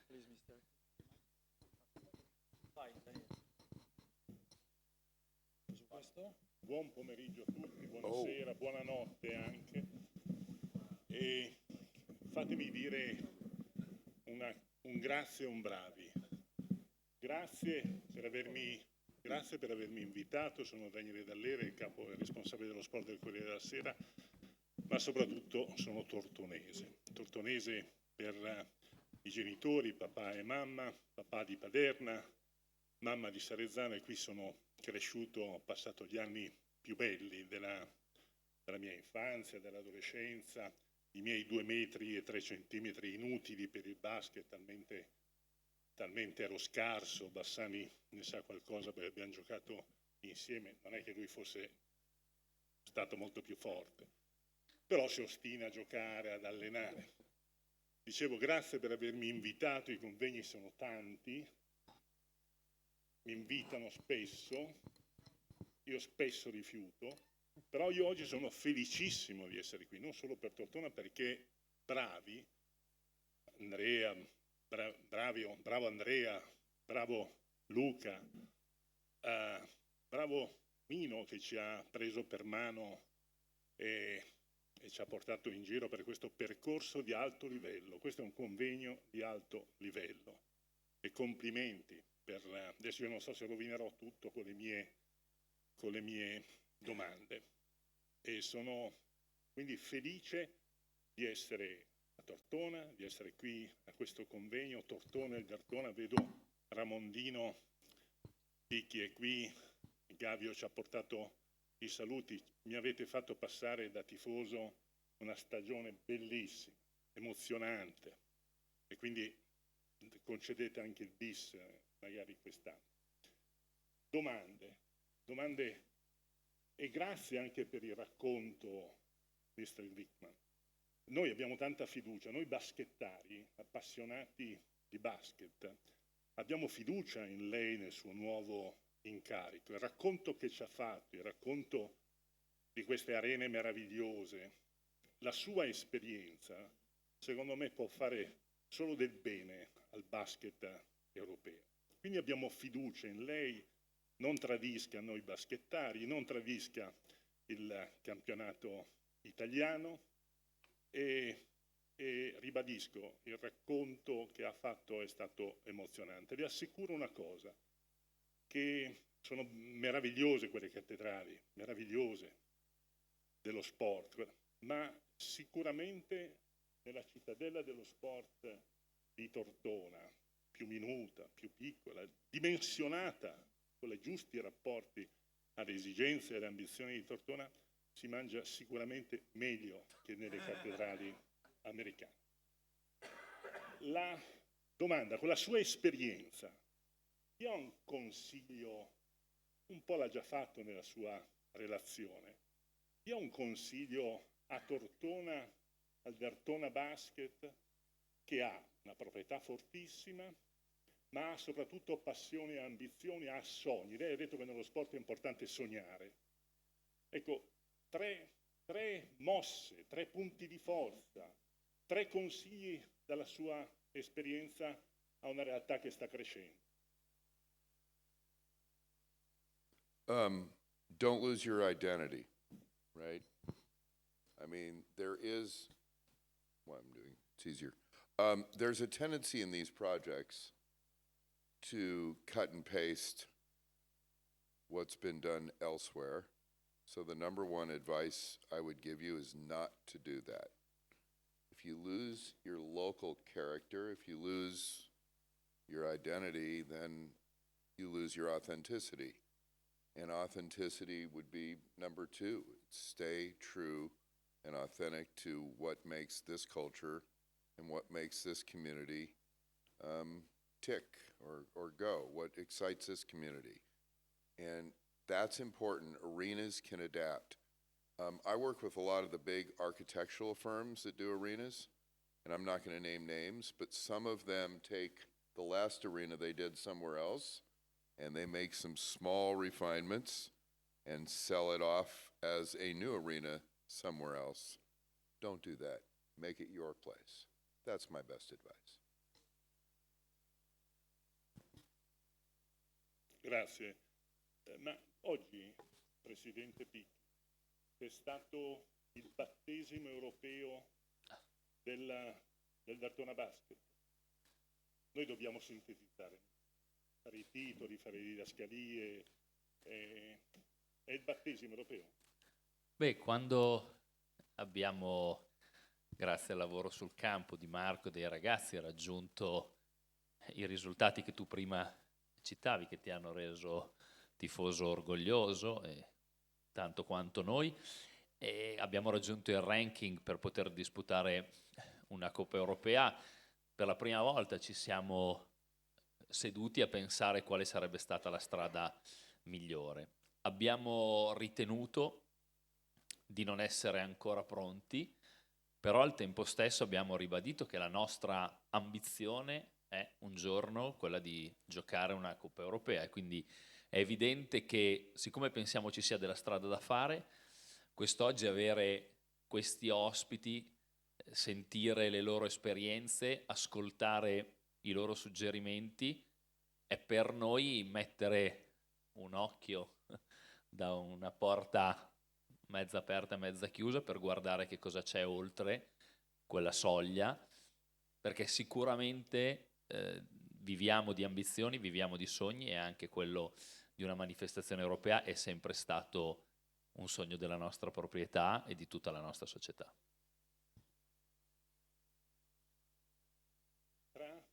Basket lo ha detto chiaramente l'ha detto chiaramente nella sua relazione, intervista con Luca Chiabotti, il presidente della Lega Basket italiano, della Lega, Umberto Gandini. I rapporti tra le federazioni ed Eurolega, tra le leghe ed Eurolega, sono complicate, sono complesse. Lei, con la sua grande esperienza, deve affrontare anche questi problemi. Ci può rivelare un po' la traccia del suo cammino?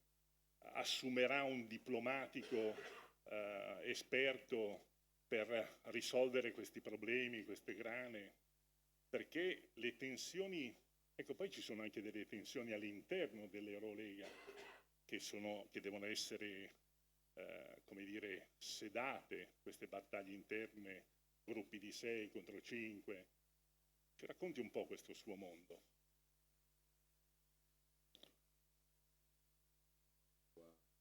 Domandina da niente. Day 5. No, I understand. Listening. So I'm on a listening tour. I'm beginning to listen. We're going to go see all the clubs. We've already met with the 3 Spanish clubs. We'll see the 2 Turkish clubs next week. We'll see the club from Zalgiris next week. We'll see the Russian club next week. We'll see the club in Milan the week after next. You know, we're on a listening tour. Dejan Bodiroga and I, by the way, I should mention, together. Point 1. We'll see FIBA soon. We've already talked to FIBA. We will see the league presidents. You know, we're trying to hear the situation. We don't have baggage, so maybe that's good. We don't carry the baggage of the past. I have told all of the clubs within EuroLeague that we don't work for 5 or 6, but we work for all the clubs. It's important that that message is out. The reality of the situation is there's going to be times when the interests of different clubs are different. There's going to be times when the interests of EuroLeague is different than the interest of a national league or the interest of the federations or the federation. And we hope that we can come to good compromises and good resolutions. So the best I can tell you, because it's early, so I don't want to come and impose ideas because I need to be educated. And so I would appreciate all your cooperation and patience in educating me. I will be as diplomatic as possible. And yes, I represent the shareholders of EuroLeague Basketball, so I have to find that balance. But I hope that I can at least bring a fresh perspective to the table. Because I think what's important is that we look at this in a holistic way. You know, the basketball ecosystem, let's say, across the continent is really complicated. It's really complicated, and it's really political. And I would argue too complicated and too political. So if there's things that we can do to simplify, if there's things that we can do, I know the schedule, it's the calendar. I always hear the calendar. If there's things that we can do, we're going to try to do them. And we're going to try to be innovative in finding solutions. Presidente Picchi, tortonese, Stamattina c'è stata una bella definizione dell'architetto e del progettista che ha definito Tortona città sospesa, no? Tra Milano, Genova, con le sue ramificazioni, con le sue bellezze dei colli tortonesi. Tu sei diventato presidente del Derthona Basket dopo essere stato giocatore da bambino ai tuoi campionati. Hai portato il Derthona in Serie A. Cosa significa essere presidente del Derthona, la tua città, la tua squadra? Che dimensioni sta assumendo un ruolo così delicato? Vabbè, tanto guarda, mia moglie c'era stamattina, è andata via, quindi posso dirtelo. E il Derthona, l'ho detto già un'altra volta, è un po' forse l'ossessione della mia vita, nel senso che io per il Derthona non dormo, a volte anche non mangio, mi arrabbio, è veramente il fil rouge della mia vita da quando sono nato e quando adesso accompagno mio figlio a fare mini basket. Spero che lui la possa vivere più serenamente, questa passione totalmente sfrenata, e cerco di essere lucido, visto che ho l'onore di essere il presidente, e dire che la definizione di città sospesa mi ha colpito, e poi mi hanno colpito molto le parole di Maurizio Gherardini. Oggi posso dire che qualcuno, quando parla di Tortona, è capitato a molti di noi, comincia a sentirsi dire: ah, dove avete quella bella squadra di basket, oltre che dei bei colli, del buonissimo cibo, la Madonnina che si vede in autostrada e un vino che noi riteniamo essere super. Però le parole di Gardini mi hanno colpito, perché la bandierina che noi dobbiamo mettere non la possiamo riempire solo pensando che avremo sempre dei risultati sportivi eccellenti, perché poi lo sport è fatto di vittorie, è fatto di sconfitte, è fatto di stagioni più fortunate e di stagioni meno fortunate. Quindi credo che questo sia anche il momento delle idee.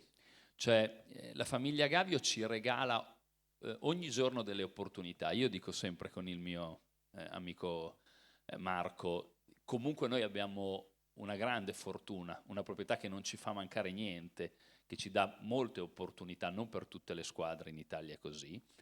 Oggi la famiglia Gavio ci regala anche un luogo. Noi adesso dobbiamo, secondo me, trovare le idee giuste per riempire quel luogo nella maniera appropriata, per mettere una bandierina, per far pensare a Tortona c'è quella squadra di basket e sono anche quegli eventi che si fanno a Tortona. A Tortona tutti gli anni fanno quella cosa e la fanno solo a Tortona e la fanno magari meglio degli altri. Credo che questa sia una grande sfida che insieme a questo magnifico regalo la famiglia Gavio ci dà, e come presidente di questa società è anche una responsabilità che ovviamente sento. Presidente Glickman, come stamattina ha parlato dei diritti televisivi, ha parlato dell'approccio dei tifosi al basket, allo sport, ha fatto vedere delle bellissime arene, e questo è un mezzo per invitare e accogliere sempre più tifosi. Ma i giovani, lei ha accennato ai giovani che vivono lo sport in modo diverso, frazionato, non hanno il tempo di vedere tutta una partita di calcio, tutta una partita di basket. E allora una sua non lezione, ma un suo trucco, consiglio, suggerimento: come si conquistano i tifosi al basket, come si attirano, come si motivano i giovani a praticare lo sport, a interessarsi e forse ad abbandonare magari questo maledetto telefonino, che però, quel maledetto telefonino che significa anche videogioco, significa però interessarli. Lei ce l'ha detto stamattina, è un modo per interessarli allo sport. È un equilibrio difficile.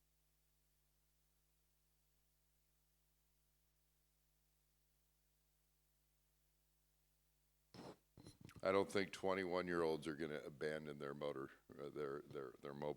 device. I think it's too late. I wish it were true that we could do that. I would take it away from my son. But I think the influence of smartphones and the globalization of information has made the reality that 21-year-olds here and 21-year-olds in Portland, Oregon aren't that dissimilar. I mean, there are obvious cultural differences, but they aren't that dissimilar in their basic sensitivities. Look at the video game business. That'll tell you right there. The growth of the video gaming business is faster growth than any sports league in the world in reality. The growth of leagues like UFC, MMA, UFC is the ultimate fighting championship. These kinds of sports, the growth is unbelievable, incredible. So I think we have to give them our content in bite-sized ways. I think that means that we have to work in partnership with our rights holders to allow for carving up our rights in different and more unique ways. And that's not going to be easy because they're used to a certain way of doing business here. David Stern, something like 20 years ago, as he was negotiating with Disney for the next ABC, ESPN, national contract, told the Disney executives at the time that he was selling the rights to live games and nothing but live games. So he never was willing to part with what you guys call clip rights or highlight or, archival footage or content that was captured inside locker rooms, inside practices, around games, now documentaries, mini documentaries, podcasts, so many different platforms, making sure that we have content that is TikTok specific, content that is Instagram specific. It's complicated. And these platforms that we're aware of today are going to change. 5 years from now, there's going to be new platforms. Facebook's in rapid decline. Young people aren't using Facebook at all. I mean, Facebook could really disappear easy in 10, 15 years. So we have to continually adapt and adapt and adapt. So when I looked at EuroLeague's television contracts recently, I began to look at these contracts, and we are handing over everything, and it makes it very hard to be innovative. We need to instead partner with our broadcasting partners, in my opinion, to find new ways and new opportunities to distribute content immediately. That's the key. Immediacy is everything.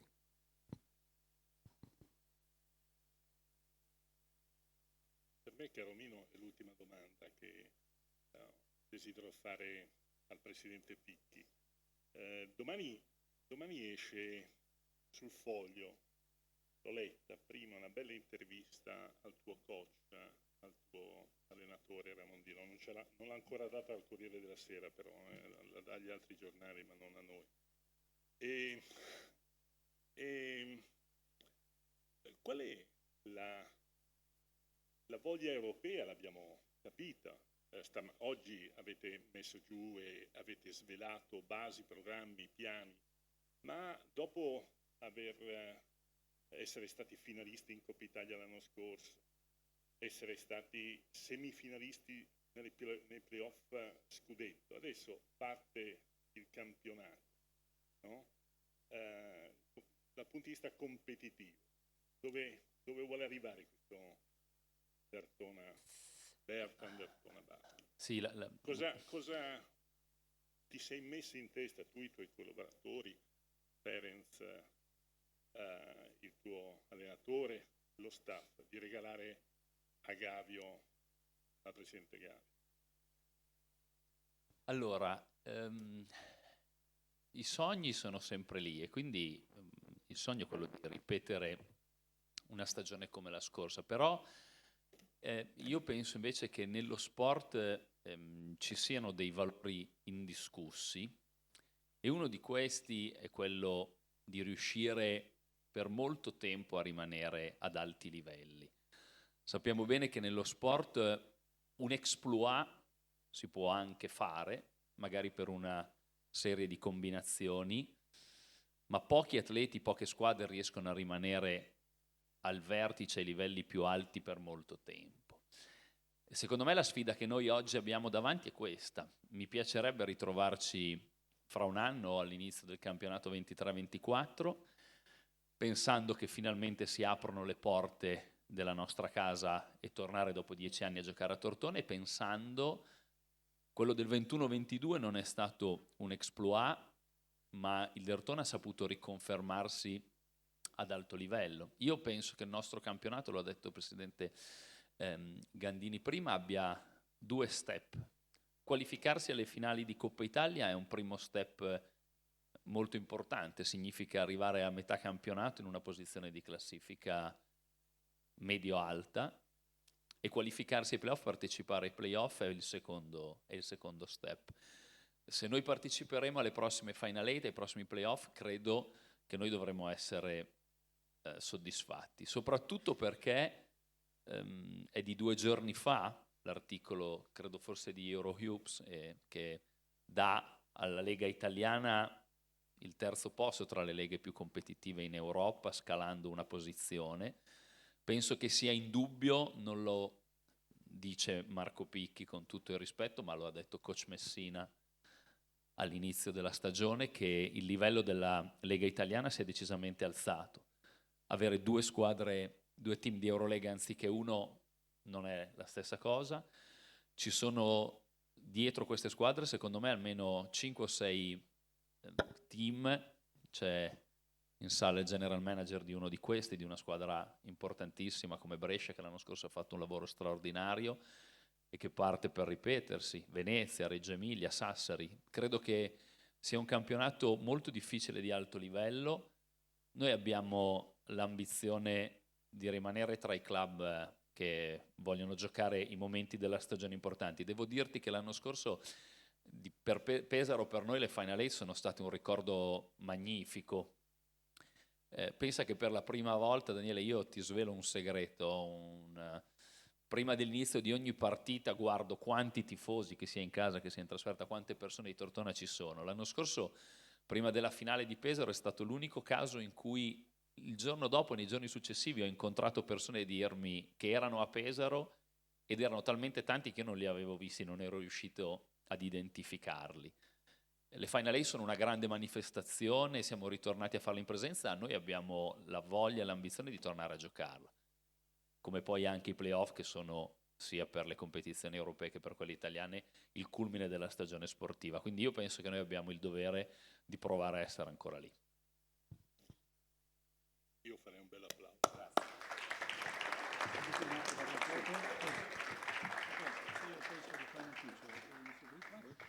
Bene, siamo alla conclusione. Io volevo chiamare Diego, la signora Vidal, Umberto, Ferez qui sul palco per immortalarvi tutti insieme, assieme a Luca Chiabotti e Andrea Bassani. Grazie Daniele, grazie molte per essere stati con noi, per accomunare in una... Magari veniamo davanti alle sedie, no Luca? Sì, basta stare davanti anche. Poi le togliamo proprio. Per accomunare in un saluto tutti insieme voi e ringraziare voi ovviamente per essere stati qua, per essere stati con noi. C'è anche Virginio, scusami Virginio, pensavo non ti vedevo e allora non ti ho chiamato, chiedo umilmente perdono, prego Virginio. Prego, venite anche poco più avanti così abbiamo lo sfondo e si vede meglio anche il logo finale. Faccio spazio qua. Ecco, mi sembra che questa foto accomuni veramente quello che è stato questo convegno Costruire il futuro. Qui forse non è che abbiamo costruito il futuro, però insomma abbiamo parlato di questo futuro, l'abbiamo fatto grazie a quello che sta facendo Tortona e grazie alle testimonianze di Diego Guillen, Ferenc Bartocci, Umberto Gandini, Maria Angeles Vidal, Marco Picchi, Marshall Glickman, Andrea Bassani. Andrea told me he is the boss, behavior, he is the boss. Ok. Andrea Bassani, Vicino Bernardi, Daniele Dall'Era, Luca Chiabotti. Grazie a tutti voi, grazie a Tortona e al prossimo appuntamento con Meet the Best per A Better Basketball. Fotografi sono a vostra disposizione. Avete fatto? Dimmi Andrea. Sì. Ah sì, va bene, sì, hai ragione. Ok, perfetto, ci sono giornalisti in sala, Marshall adesso è giù nel piano -1 qui del teatro per eventuali interviste con Marshall Glickman. Grazie ancora, alla prossima, grazie a tutti.